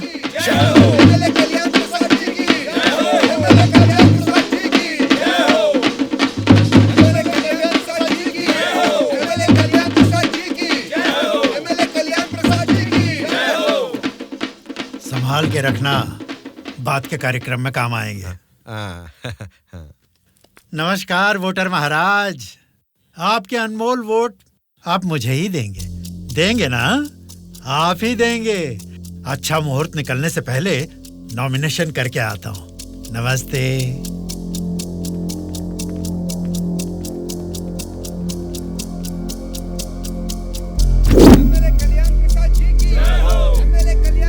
विनय को फिर से कॉल करो। इतना टाइम हो गया अभी तक नहीं आया। छोटे भाई, आपका कैंडिडेट अभी तक नहीं आया ना? राहु काल शुरू हो चुका है।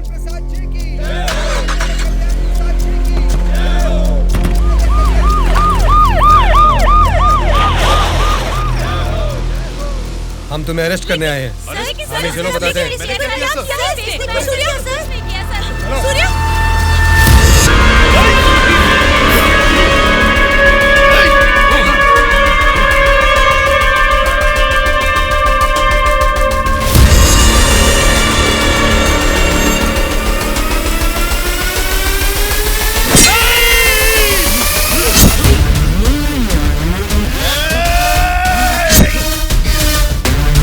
क्या हो रहा है सर?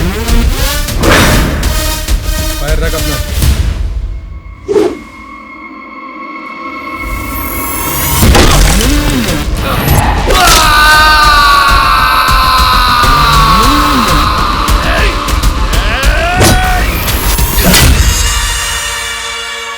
पकड़ रहे इसे।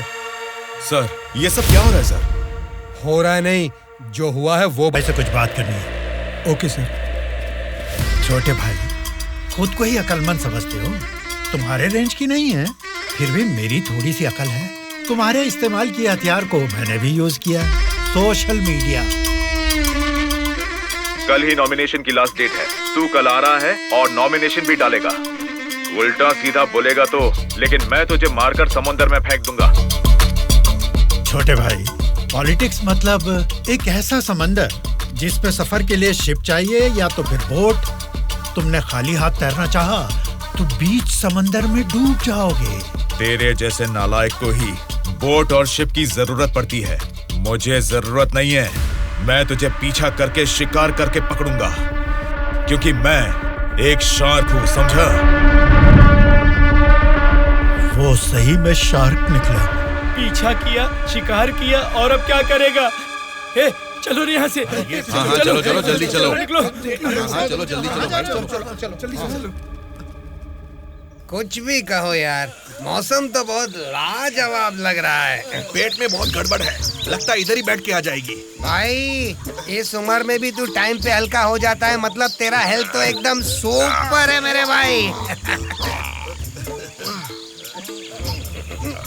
अरे मेरा पेट गड़बड़ चल रहा है यार। मारे मर रहा हूँ, ऊपर से तुम लोग गोली चला रहे हो। तेरी गोली से हम लोग डरने वाले नहीं है, समझा? ठंडे ठंडे पानी से नहाना चाहिए, जाना है या नहीं।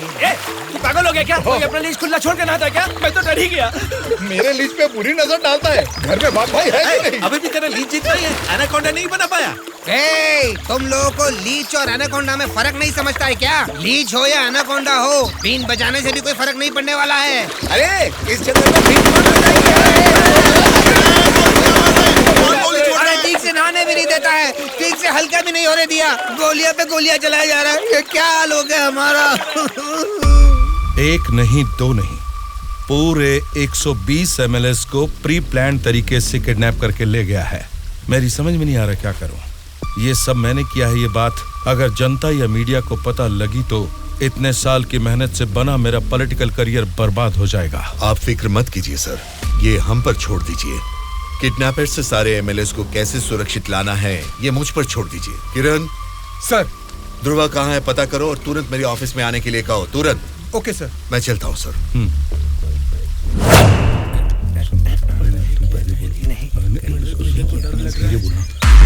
मुझे तो डर लग रहा है। तुम ही बोलो बेटा। क्या है? आपके बारे में सब कुछ पता चल गया बेटा। सच में नाइंसाफी हुई है। मैं सच बोल रहा हूँ, लेकिन गलती तो उसने की है। फिर हम लोगों को यहाँ लेकर क्यों आए हो बेटा? चाहिए तो उसको अकेले रख लो और हम लोगों को छोड़ दो बेटा। ठीक है, तुम लोग कह रहे हो तो मैं तुम्हें छोड़ दूंगा। उससे पहले मैं तुम सबसे 3 सवाल पूछूंगा। अगर तुमने सही जवाब दिया तो मैं तुम सबको आज ही छोड़ दूंगा।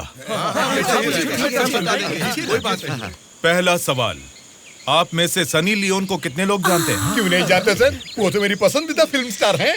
उसे देखे बिना मुझे नींद ही नहीं आती, समझे? दूसरा सवाल, पूजा हेगड़े को कितने लोग जानते हैं? पूजा हेगड़े का मैं बहुत बड़ा फैन हूँ बेटा। एक चुम्मा, एक चुम्मा, एक चुम्मा।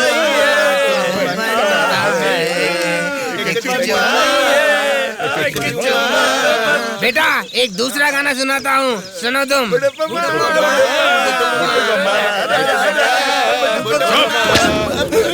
तीसरा सवाल, नारायण स्वामी को कितने लोग जानते हैं? भाई नारायण स्वामी ना, उनका व्रत मैं हमेशा रखता हूँ। तुम सनी लियोन को जानते हो? पूजा हेगड़े ने कितने एक्टर्स के साथ डांस किया ये भी जानते हो? लेकिन जनता के लिए अपनी जान भी कुर्बान करने वाले नारायण स्वामी को नहीं जानते। कौन है बेटा वो? कोई देवता है क्या? हाँ, देवता ही है, लेकिन मंदिर में रहने वाला देवता नहीं, जनता के दिल में रहने वाला देवता, नारायण स्वामी।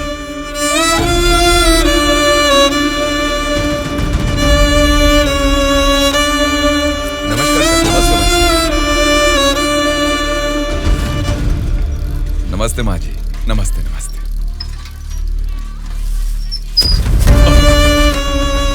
ये क्या किया बहन जी? क्या देख के पता नहीं चल रहा? कचरा है। हाँ वो तो पता चल रहा है, लेकिन कचरे की सही जगह तो कूड़ेदान होती है ना। तो आपने ये कचरा कूड़ेदान में डालने की बजाय यहाँ सड़क पर क्यों फेंक दिया? हमेशा कूड़ेदान में ही डालती हूँ, आज ही जस्ट मिस हो गया। वो अच्छा, अंग्रेजी बोलना जानती हो, लेकिन ये नहीं जानती कि कचरे को कूड़ेदान में डालना चाहिए। ये सब करने से ही बीमारियां फैल रही हैं और इंसान बीमार होते जा रहे हैं। जरा उधर देखिए, कूड़ेदान में पूरा कचरा भरा हुआ है। उसे निकालने वाला म्युनिसिपैलिटी से कोई भी दिखाई नहीं दे रहा। 1 हफ्ते से बोल रहे हैं कि आएंगे, लेकिन अभी तक कोई नहीं आया। और तुम कह रहे हो कि मेरे कचरा फेंकने से बीमारी आ जाएगी? हाँ? तेरी बात से ना दुनिया बदले, तेरी चीख किसी तक ना पहुँचे, नाराज न तेरा बल ही है तेरा साथी, दब के न रहो, विश्वास है तेरी डोरे, डर के न रहो, उम्मीदें तेरे दिल में उठ के न रहो, जज्बात है तेरे रग में। Hello, municipality office. कौन बोल रहे? नारायण स्वामी जी है क्या? अरे आपको कैसे पता चला? फोन में कैमरा लगाया हुआ है क्या? वो कुछ नहीं सर, हमारी गवर्नमेंट ऑफिस में जब लैंडलाइन बजती है तो वो आप ही का फोन होता है सर। बोलिए। सौंदर्य कॉलोनी में कूड़ेदान पूरा भर गया है बेटा, सारी कॉलोनी में बदबू फैल रही है, इसे जल्द से जल्द साफ करो। ओ ऐसा क्या? उसे साफ करने का काम हमारा नहीं है, प्राइवेट वालों को कॉन्ट्रैक्ट दिया है। क्या कहा? कचरा उठाने का काम भी प्राइवेट लोगों को दे दिया है? तो फिर आप क्या कर रहे हैं? आप जैसे लोगों के सवालों का जवाब दे रहे हैं नारायण स्वामी। ठीक है, उस कॉन्ट्रैक्टर का नंबर दो। हेलो, कॉन्ट्रैक्टर गंगाधर जी हैं क्या? हाँ बोल रहा हूँ। मैं हमेशा से यहीं पे सुसु करता हूँ। कल से यहाँ पर मत करना। सिर्फ कल ही नहीं करूँगा, परसों भी और आगे भी यहीं पे करता रहूँगा।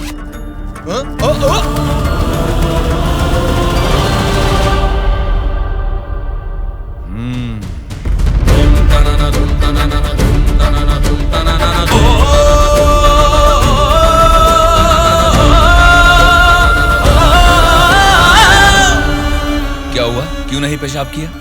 तुम अच्छे लड़के हो, इसीलिए नहीं कर पाए। ये एक बीज है, ऐसे क्या देख रहे हो?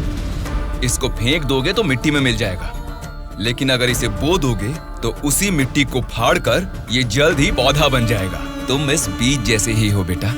ये बीज एक बड़ा वृक्ष बनेगा, खाने को फल देगा, अगर नहीं भी दे पाया तो कम से कम 10 लोगों को छांव देगा, बारिश लाएगा। अगर तुम इसे बो दोगे तो ये बीज बड़ा होके तुम्हारे बाद भी तुम्हारा नाम रोशन करेगा। अब इसे बोना है या फेंक देना है, तुम्हारी मर्जी है।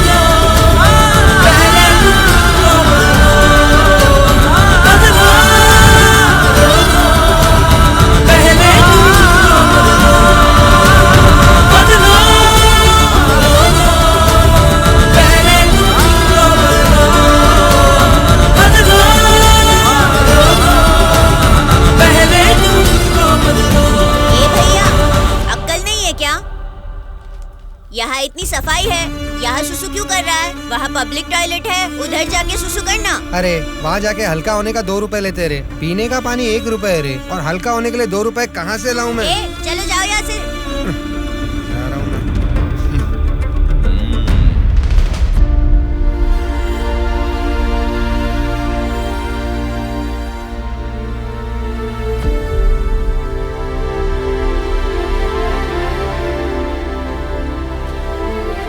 बेटा, राष्ट्रीय झंडे को उल्टा नहीं लगाते, गलत बात।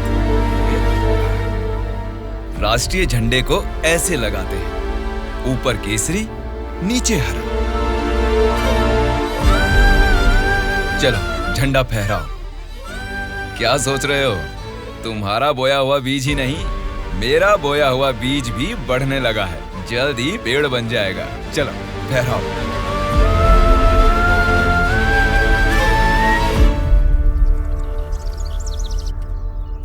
तुम्हारे माँ बाप कौन है? क्या करते हैं वो? मेरे माँ बाप गांजे का ना धंधा करते थे। पुलिस की पिटाई की वजह से मेरे पापा नहीं रहे और मेरी माँ जेल में है। तो मतलब तुम पढ़ते नहीं हो क्या? पहले पढ़ता था, मेरी माँ ने पढ़ाई बंद करवा के बोला कि गांजे के धंधे में लग जाओ, इसलिए उन्होंने मुझे स्कूल से भी निकलवा दिया। अब मैं स्कूल जाके नहीं पढ़ सकता। मैं पढ़ाऊंगा तो पढ़ोगी? हाँ पढ़ूंगा।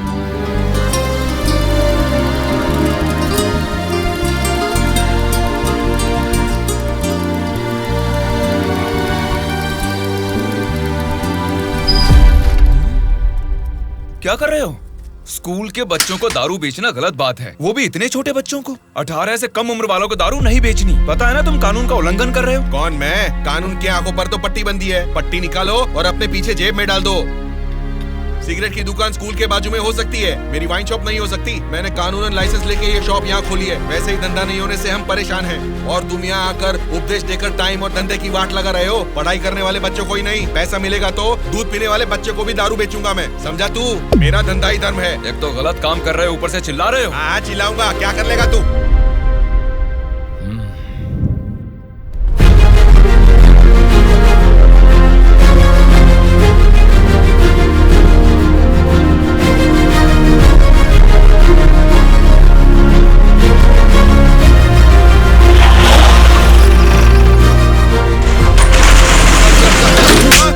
इंस्पेक्टर साहब, आप इस पर इस तरह हाथ नहीं उठा सकते। इसको कल आपको कोर्ट में हाजिर करना चाहिए। उसकी दारू की दुकान बंद करा के आपने हमारे लिए अच्छा काम किया है साहब। सच में आप जैसे लोग नेता बनेंगे तो हमारे लिए बहुत अच्छा काम करेंगे साहब।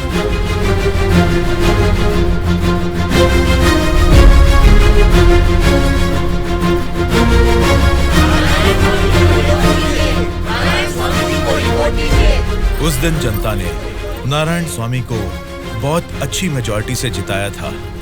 जनता से इतना प्यार पाने के बाद उनके सुख दुख जानने के लिए वो हर एक चौखट पर गए। तभी उनको पता चला कि उनके क्षेत्र से गुजर रही गोदावरी नदी का पानी ना तो जनता को सिंचाई के लिए और ना ही पीने के लिए मिल रहा है। उन्होंने इस मामले को लेकर सरकार की नाकामियों के खिलाफ आवाज उठाई। उस चुनाव क्षेत्र की रेडियस कितनी है, वहाँ के भौगोलिक हालात क्या है, वहाँ के मौसम से कितनी बुआई करनी पड़ेगी जिससे किसानों को अच्छी पैदावार मिले, ऐसे बहुत सारे समस्याओं पर एक किताब ही लिखकर जनता के बीच में गए और उनसे बात की।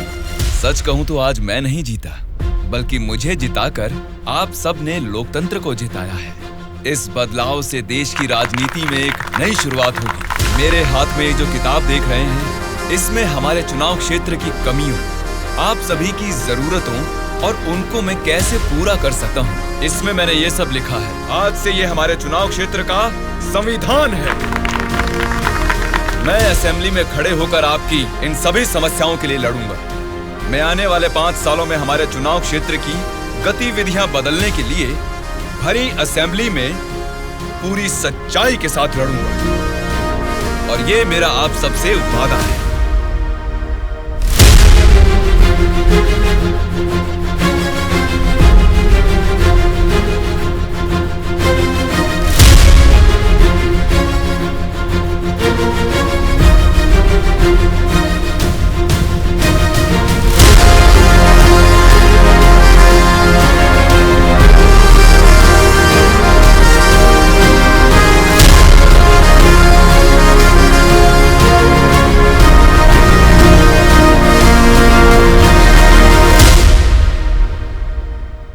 स्पीकर महोदय, ये हमारे चुनाव क्षेत्र की समस्याओं की किताब है। अगर मुझे थोड़ा सा समय मिल जाए तो मैं उन सभी समस्याओं से आपको रूबरू कराना चाहूंगा।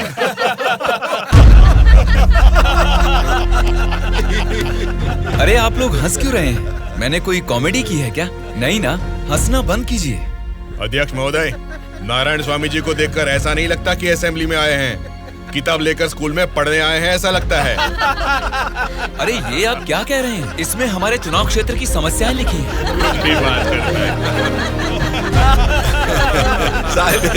स्पीकर महोदय ने साइलेंस बोला, फिर भी हंस रहे हैं। चुप हो जाइए। ये क्या स्पीकर महोदय, ये तो आपकी भी नहीं सुन रहे। The house is adjourned.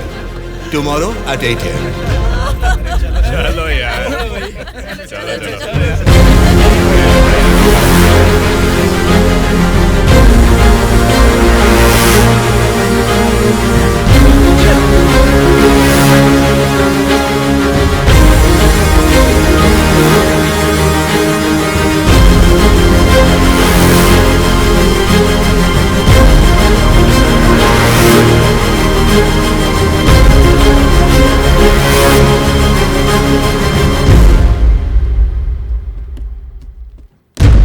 Bhaskar Reddy ji, आज का अधिवेशन आपसे शुरू करते हैं। अध्यक्ष महोदय, पिछले सरकार की भ्रष्टाचार की वजह से पूरे राज्य का सर्वनाश हो गया है सर।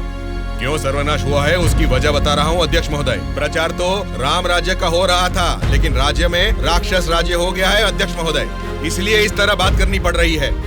ये क्या बोल रहे हो तुम? हमारी सरकार को राक्षस की सरकार बोल रहे हो? मुंह पे जुबान है तो क्या कुछ भी बोलोगे भास्कर रेड्डी? आगे के 5 साल तुम सत्ता में कैसे रहोगे ये मैं भी देखूंगा। तुम क्या देखोगे? मुंह बंद करके बैठो, नहीं तो बैठ जाएंगे। क्या कर लोगे तुम? मैं क्या करूंगा? हमारी मेजोरिटी कितनी है पता है ना? 100 लोग हैं। अगर हम चाहेंगे तो तुम में से एक भी असेंबली को छोड़कर नहीं जा सकता। हाँ, कुरुक्षेत्र में कौरव भी 100 ही थे, याद है ना? लेकिन अंत में क्या हश्र हुआ उनका? हमने भी हाथ में चूड़ियां नहीं पहन रखी। बहुत बोल चुके हो तुम, अब बैठ जाओ। तुम कौन होते हो हमें बिठाने वाले? तेरे सामने ही बोल रहा हूँ, अगर हमें गुस्सा आ गया ना तो असेंबली छोड़ के कोई भी बाहर नहीं जा पाएगा, कह रहा हूँ। क्या कह रहे हो? नहीं जा पाएंगे मतलब मारोगे हमें? दम है तो आ जाना, देखते हैं। ये क्या रे, हम लोग कुछ बोलते नहीं इसलिए सर पे चढ़ गए। तब से तुम ही हमें उकसा रहे हो। हमें उकसाएगा और हम भड़केंगे भी नहीं। हम क्या घूंघट ओढ़ के बैठे हैं? हिम्मत है तो हमको रोक के दिखा।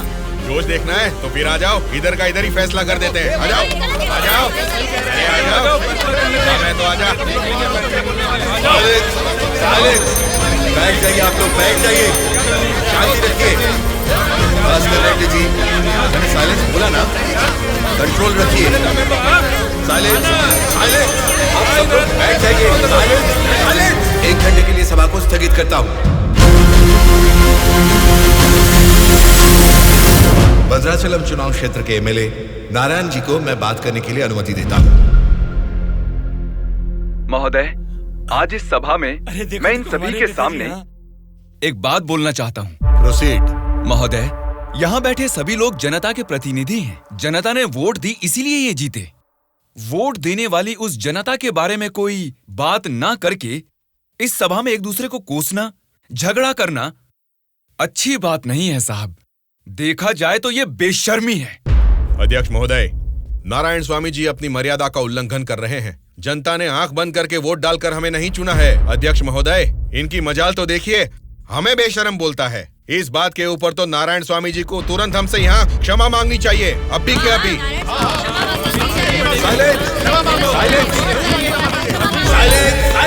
भास्कर रेड्डी जी, अरे मैंने तो लोकतंत्र की बेशर्मी बोला था, आपको बेशर्म नहीं बोला। देखिए, इन क्षमाओं और झगड़े से सभा के समय को बर्बाद करने की बजाय हमें मिलकर जनता की जरूरतों और समस्याओं के बारे में बात करनी चाहिए। मतलब हम यहाँ झगड़ा करने आए हैं क्या? हमारे मुख्यमंत्री और हमें जनता का पालन कैसे करना है तुम बताओगे? अध्यक्ष महोदय, यहाँ पर आए सारे नेताओं से नारायण स्वामी जी को क्षमा अभी के अभी मांगनी ही होगी।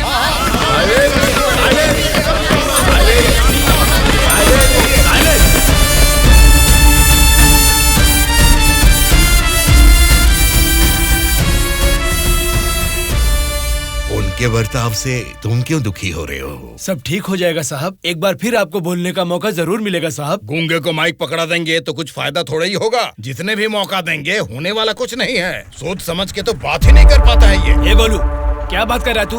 पागल हो गया क्या? मुंह बंद करके यहाँ से निकल जा, जा। उसकी बातों का बुरा मत मानिएगा साहब। उसने कुछ भी गलत नहीं कहा सुबैया। तुम उसकी बातों में गुस्सा देख रहे हो और मैं उन बातों के पीछे छिपी वजह।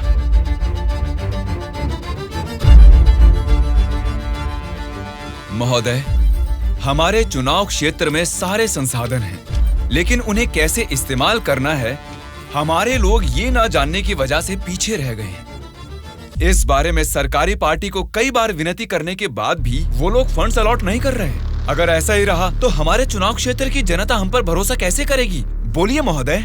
नारायण स्वामी जी, आपके चुनाव क्षेत्र की जनता की समस्या के बारे में अगली बैठक में जरूर चर्चा करेंगे। अब बैठ जाइए। स्पीकर महोदय, अभी तो मैंने बस अपनी बात रखनी शुरू ही की है और आप मुझे बैठने के लिए बोल रहे हैं। नारायण स्वामी जी, प्लीज आप बैठ जाइए। श्रीनिवास जी, आप बात कीजिए। अध्यक्ष महोदय, इस सभा में सभी को बोलने का अधिकार है। मुझे अपने चुनाव क्षेत्र की समस्याओं के बारे में बात करने दीजिए। प्लीज नारायण स्वामी जी, आप बैठ जाइए।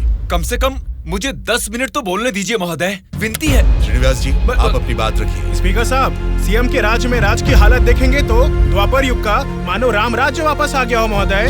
ये बात मैं नहीं कह रहा हूँ, स्वयं जनता जनार्दन बोल रही है महोदय। स्पीकर साहब, राम ने राज किया त्रेता युग में, द्वापर युग पाला है श्री कृष्ण जी ने। पहले ठीक से इतिहास तो जान ले, फिर बात करें। बोला था ना, गूंगे को माइक थमा देने से कुछ नहीं होने वाला। देख लिया, नेता तो ऐसा होना चाहिए जिसके सदन में बोलने से सब थर थर कांपे, सबकी धज्जियां उड़े, जरूरत पड़े तो वो लड़ने पे आ जाए। ये सारे गुण होते हैं सदन के नेता के। और हमारे इस नेता को देखो, इनमें एक भी ऐसा गुण नहीं है। हम सभी लोगों ने अपनी पढ़ाई लिखाई बंद करके आपको इलेक्शन जितवाया था। किस लिए? ताकि हम सब लोग बेरोजगार बैठे रहे, कुछ ना करें। लेकिन आपको देख के तो लगता नहीं है कि आप हमारी समस्याओं को दूर कर पाएंगे। ऐसा बोल रहा हूँ बोल के कुछ गलत मत समझिए। असेंबली में गला फाड़ के चिल्ला के बात करने वाले को ही नेता बोलते हैं। एक जुझारू नेता ही हमारी समस्या को सुलझा सकते हैं। एक सलाह देता हूँ, एमएलए पद से ना आज ही इस्तीफा दे दो। भद्राचल के चुनाव क्षेत्र के एमएलए नारायण स्वामी जी को बात करने के लिए अनुमति देता हूँ। अध्यक्ष महोदय, हमारे चुनाव क्षेत्र के चारों ओर पानी ही पानी है, लेकिन एक घूंट भी पीने लायक नहीं है महोदय। वहाँ के लोगों की स्थिति बहुत खराब है महोदय, जरा उनके बारे में कुछ सोचिए। और सिर्फ एक यही समस्या नहीं है साहब, शिक्षा, चिकित्सा, रोड, मैं तो कहता हूँ पूरा क्षेत्र समस्याओं ही समस्याओं से भरा है महोदय। इसीलिए मेरी आपसे विनती है कि अध्यक्ष महोदय, नारायण स्वामी जी के चुनाव क्षेत्र में सिर्फ और सिर्फ जनता को ही सारी समस्याएं हो रही है, लेकिन इनके राज्य में सरकार बनाने वाली पार्टी के गुंडों की वजह से वहाँ की जनता की जान जा रही है। अध्यक्ष महोदय, सत्ता इनके हाथ में है और पैसे बनाना ही इनकी पार्टी का मकसद है। दरअसल सत्ता में रहकर इन्हें अपनी दारू की दुकानें चलानी है और सारा इल्जाम हम पे थोपना है। अध्यक्ष महोदय, हम सिर्फ दारू की दुकान ही चला रहे हैं साहब। ये विपक्ष के लोग जब सत्ता में थे तब सीधा ब्रोथेल हाउस ही चला रहे थे। हाँ साहब, ये सही कह रहा हूँ मैं। जरा उनको देखिए, बोलते कुछ है, करते कुछ और है। देखिए सर, ये कैसी बातें कर रहा है, कितना गिरा हुआ आदमी है ये। अध्यक्ष महोदय, साइलेंस, साइलेंस। मैंने क्या गलत कह दिया अध्यक्ष महोदय? ये रमा देवी कौन है, क्या चरित्र है इनका? एक जमाने में रेड लाइट एरिया में उन्होंने क्या गुल खिलाए हैं सब जानते हैं।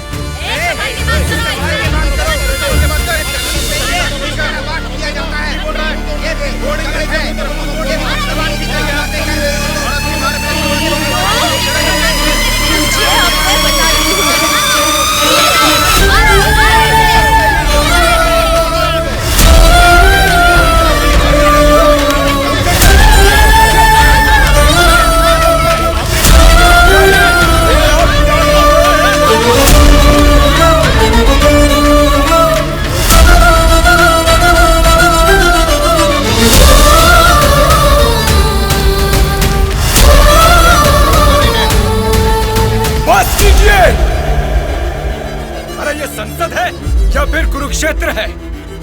शर्म आनी चाहिए तुम सबको। सरकारी पार्टी को जवाब देना है, विपक्ष की पार्टी को सवाल करना है। आप सब देखिए क्या कर रहे हैं। क्या इसीलिए जनता आप लोगों को जिता के यहाँ तक भेजती है? जनता को बदलना है, जनता बदलनी चाहिए, तब से यही सब चिल्ला रहे हैं। 5 करोड़ की जनता में से सिर्फ 299 लोग ही यहाँ आए हैं। मतलब बदलना जनता को नहीं है, बल्कि हमें बदलना चाहिए। हमारे ऊपर भरोसा करके हमको वोट देके जिताने वाली जनता के लिए हमें कोई लड़ाई या जंग करने की जरूरत नहीं है, बल्कि उनकी समस्याओं की चर्चा करके उनकी जरूरतों को पूरा कर दें, यही बहुत है। लेकिन तुम लोग देखो क्या कर रहे हो, सिर्फ और सिर्फ अपने फायदों के बारे में सोच रहे हो और भोली भाली जनता को धोखा दे रहे हो। ये सब कुछ मैं इसलिए नहीं बोल रहा कि मैंने मार खाई और मेरा कुर्ता फट गया। ये एक बहुत ही पवित्र और महापुरुषों की जगह है, ये संसद भवन है। देखा जाए तो यहाँ पर आप जैसे लोगों के लिए कोई स्थान नहीं है। यहाँ पर सिर्फ साहसी, सच्चाई का साथ देने वाले ईमानदार लोग ही आने चाहिए। जब ऐसे लोग इस संसद भवन में आने शुरू होंगे, सिर्फ और सिर्फ तभी इस राज्य और देश का भला हो सकता है। बता दीजिए अंकल, उदास क्यों हो आप?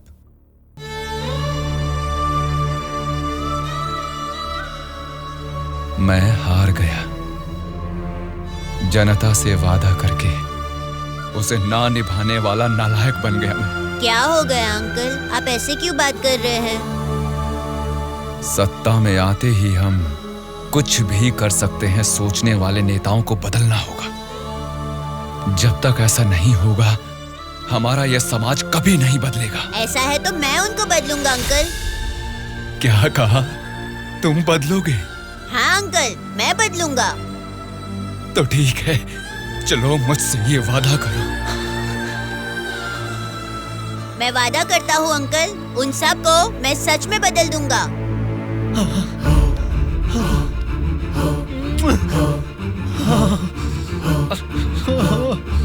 बदलना है, तुमको ही बदलना है, तुम ही बदलोगे।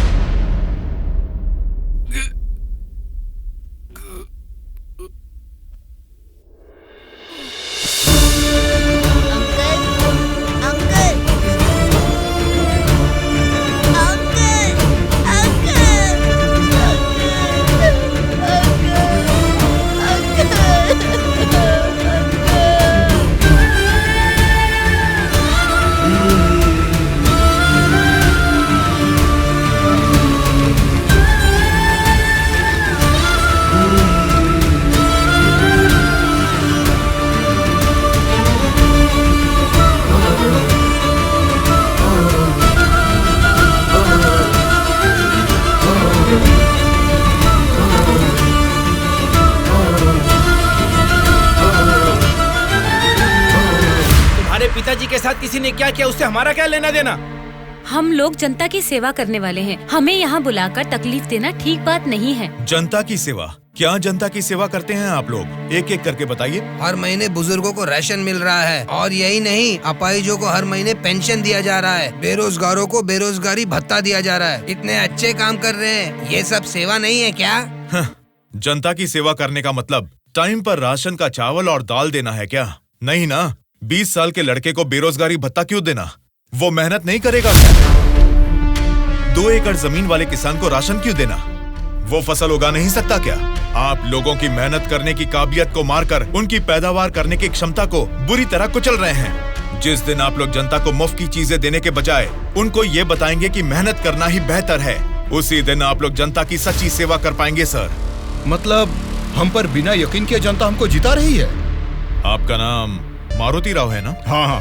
आपका चुनाव क्षेत्र रामापुरम है ना? सही कहा, रामापुरम ही है। आपके रामापुरम के बारे में आप क्या जानते हैं, थोड़ा बताएंगे सर? क्या रखा है रामापुरम में? 4 वार्ड है, 6 सरकारी अस्पताल है और 20 प्राइवेट अस्पताल है। उसके बाद 12 सिनेमा घर और 130 वाइन शॉप है। इसके अलावा अलग अलग क्षेत्र के लोग हैं, अलग अलग जात के लोग हैं और अलग अलग धर्म के लोग हैं। बाकी ओसी कास्ट तो सब कुछ मिला जुला के 1 लाख। इनके अलावा BC SC ST ये सब मिला के 2 लाख वोटर हैं। उतना ही नहीं, फिल्म डायरेक्टर सुकुमार जी और हीरोइन अंजलि जी दोनों यही पैदा हुए थे। कुंडली निकालोगे क्या? Nice information sir. उसी रामापुरम में जहाँ हजारों किसान रहते थे, अब कुछ गिनती के ही क्यों रह गए हैं सर? मुझे नहीं मालूम, किसानों के बारे में हम इतना कुछ नहीं जानते। तुम बोलो, तुम्हें मालूम है तो? रामापुरम की पूरी वोटरों की गिनती है 4,80,000। उनमें पुरुष है 2,50,000, स्त्रियां हैं 2,28,000, बाकी लोग हैं 3rd जेंडर। वहाँ बारिश और पानी की सुविधा ज्यादा होने के कारण धान और गन्ना जैसे फसलों के लिए वो जमीन अनुकूल है।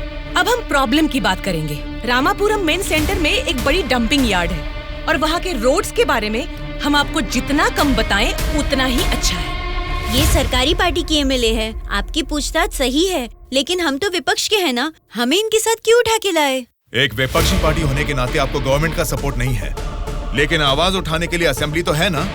समस्याओं पर वहाँ क्यों नहीं बात करते? जनता ने वोट देकर आपको असेंबली इसलिए भेजा क्योंकि उनको यकीन था कि उनकी कुछ भलाई होगी, लेकिन पेट्रोल के बढ़ते रेट की आपको परवाह नहीं, बढ़ते ब्याज की आप बात ही नहीं करते। किसानों की आत्महत्या आप लोगों के लिए कोई मुद्दा ही नहीं है। बदलना है, अपने सोचने का ढंग बदलना है, हमारे बर्ताव का तरीका बदलना है। हमें बदलने को बोल रहे हो, ठीक है, जनता की क्या बात है? वो नोट लेके वोट नहीं दे रहे क्या हमें? उनको क्या बोलोगे? पैसे लेकर वोट डालना आखिर जनता को सिखाया किसने? आप जैसे नेताओं ने ही ना। वोट पर नोट की आशा रखने वाले ही नहीं हैं, वोट का इंसाफ चाहने वाले लोग भी हैं। आप क्या करते हैं? ऑटो चलाता हूँ। तो फिर ये पोस्टर क्यों चिपकाया है? नारायण के लिए इतना भी नहीं करेंगे तो अच्छा नहीं लगेगा। ऐसा क्यों? नारायण जी से आपको इतना लगाव किस लिए? वो हमारी तकलीफों को समझता है। वो सत्ता में आएगा तो बहुत लोगों को काम मिलेगा, हमारे गांव की तरक्की होगी। इतना भरोसा है? बिल्कुल भरोसा है। अगर उसने वादा कर दिया तो करके ही दिखाएगा। जब हमारे एमएलए चिनकोटा जी को अरेस्ट किया गया था, मेरे पति ने उनको छुड़ाने के लिए धरने पर पेट्रोल से खुद को जला लिया था। तो चिनकोटा जी ने क्या किया था? वे बोले थे कि सरकार में आते ही बात करके पैसा दिलाएंगे। मिला क्या? उन्होंने जबान दिया था। वादा तो वादा ही होता है ना। आपके दिए गए वादे जनता के सामने सिर्फ कहानियां बनकर रह गई हैं। कम से कम अब तो बदल जाइए। पार्टी बदलने के एजेंडा जैसे नहीं, जनता की तकदीरें बदलने वाले एजेंडा बन जाइए। अगर अब भी आप लोग नहीं सुधरोगे और ऐसा ही करते रहोगे तो यहाँ से कोई भी जिंदा बाहर नहीं जाएगा। सूर्या, इनको समझाने का कोई फायदा नहीं है, ये लोग ऐसे ही रहेंगे। मेरी बात मानो, सबको मार डालो। अरे रुको भाई रुको। ब्रदर, अगर आपको मारना है तो हमें मार दीजिए, लेकिन मरने से पहले हम सब बदलना चाहते हैं। हमको एक चांस तो दीजिए। इतने दिन जनता के पैसे कैसे लूटना है यही सोचते थे, अब एक मौका दे दो हमें। जनता के पैसे को जनता तक लौटाना है यही सोचेंगे। अब उस नारायण स्वामी के सपनों को हम सच करके दिखाएंगे। उसका नाम है सूर्या। ऑलरेडी एक मर्डर केस में वो सजा काट रहा है। सत्ताधारी पार्टी की सपोर्ट से वो जेल से बाहर निकला है। बहुत शातिर है वो। बड़ी होशियारी से वो दोनों पार्टियों के एमएलए को किडनैप करके लेके गया है। उसका प्लान क्या है, उसने क्यों किडनैप किया है, उसके सिवा और किसी को पता नहीं है। समझ गया सर। वो जहाँ भी हैं, सब एमएलए को सेफली लाने की जिम्मेदारी मेरी।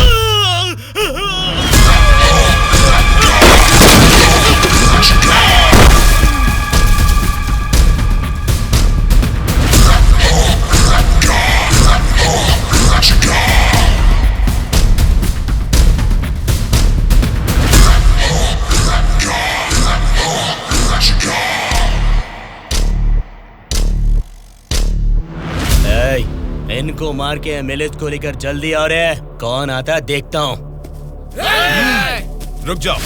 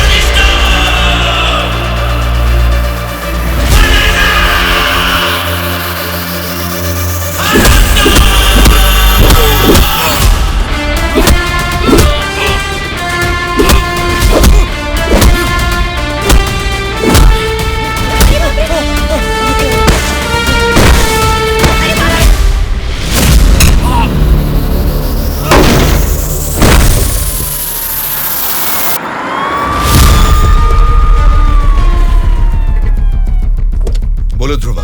सॉरी सर, लगता है हमारे आने की खबर उनको पहले ही लग गई। What? हाँ सर, जब तक हम पहुंचे वो सब एमएलए को लेकर यहाँ से चला गया। तो अब क्या होगा? आज शक्ति परीक्षण है। आज अगर एमएलए को नहीं ला पाएंगे तो स्टेट में एक बड़ा इशू बन जाएगा। तुम किसी भी कीमत पर उन एमएलए को यहाँ ले आओ। Okay sir, I will try my level best.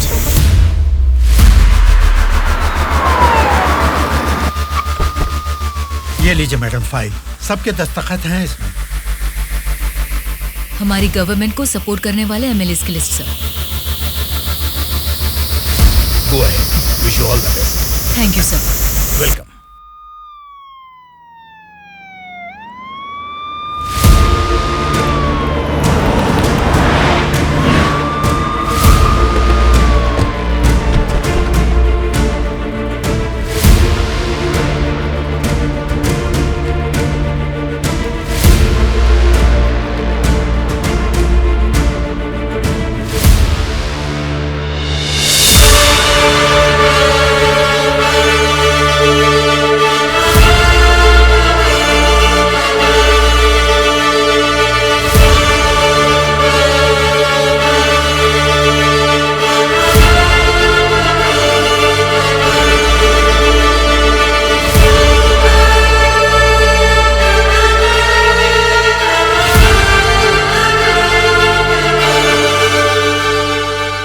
राज्य में पहली बार महिला चीफ मिनिस्टर बनने के लिए congratulations Shyamala Bharti ji. Best wishes. Thank you. एक आदमी के अच्छे काम की वजह से आज हम सभी लोग एक नई सोच के साथ इस असेंबली को देख रहे हैं। ये बात तो हमें मानना ही पड़ेगा। ये सदन पवित्र मंदिर जैसा है। इसकी गरिमा के लिए हमें सभ्य बर्ताव करना ही पड़ेगा। सबसे पहले मैं विपक्ष पार्टी से दरख्वास्त करूंगा कि उनके पास जनता की जो भी समस्याएं हैं उसका जिक्र इस सदन में करें। अध्यक्ष महोदय, असेंबली का सत्र चालू होने का आज पहला दिन है और पहले ही दिन विपक्ष पार्टी के सदस्यों को पहले बोलने का मौका देने के लिए मुख्यमंत्री जी को, स्पीकर साहब को मेरी तरफ से और मेरी पार्टी की तरफ से धन्यवाद देना चाहूंगा। पिछले 2 सालों में कोरोना महामारी ने जनता के जीवन को अस्त व्यस्त बना दिया है। जनता के स्वास्थ्य के बारे में अब समय आ गया है कि हम जाग जाएं। उसके लिए गरीब लोगों को इंसाफ दिलाने के लिए सारे विपक्ष की तरफ से मैं प्रार्थना करता हूं। इस मुद्दे पे मैं राज्य के मुख्यमंत्री श्यामला जी से दरख्वास्त करूंगा कि कुछ बोलें। अध्यक्ष महोदय, सबसे पहले बिना झगड़ा किए ऐसे अच्छे वातावरण में जनता की भलाई के लिए और उनकी उन्नति के लिए एक उपयोगी बिल को इस सभा में प्रस्तुत किया गया है, जिसके लिए विपक्ष पार्टी के नेता राम मोहन राव जी का और उनकी पार्टी का मैं अभिवादन करती हूँ। आम जनता को भी बेहतरीन इलाज मिल सके, फिर चाहे वो 10 रुपए का हो या फिर 10 लाख का, उनको मिलना चाहिए। इसी सोच को आगे बढ़ाते हुए आप सबके समक्ष इस फाइल पर मैं सबसे पहले दस्तखत करती हूँ।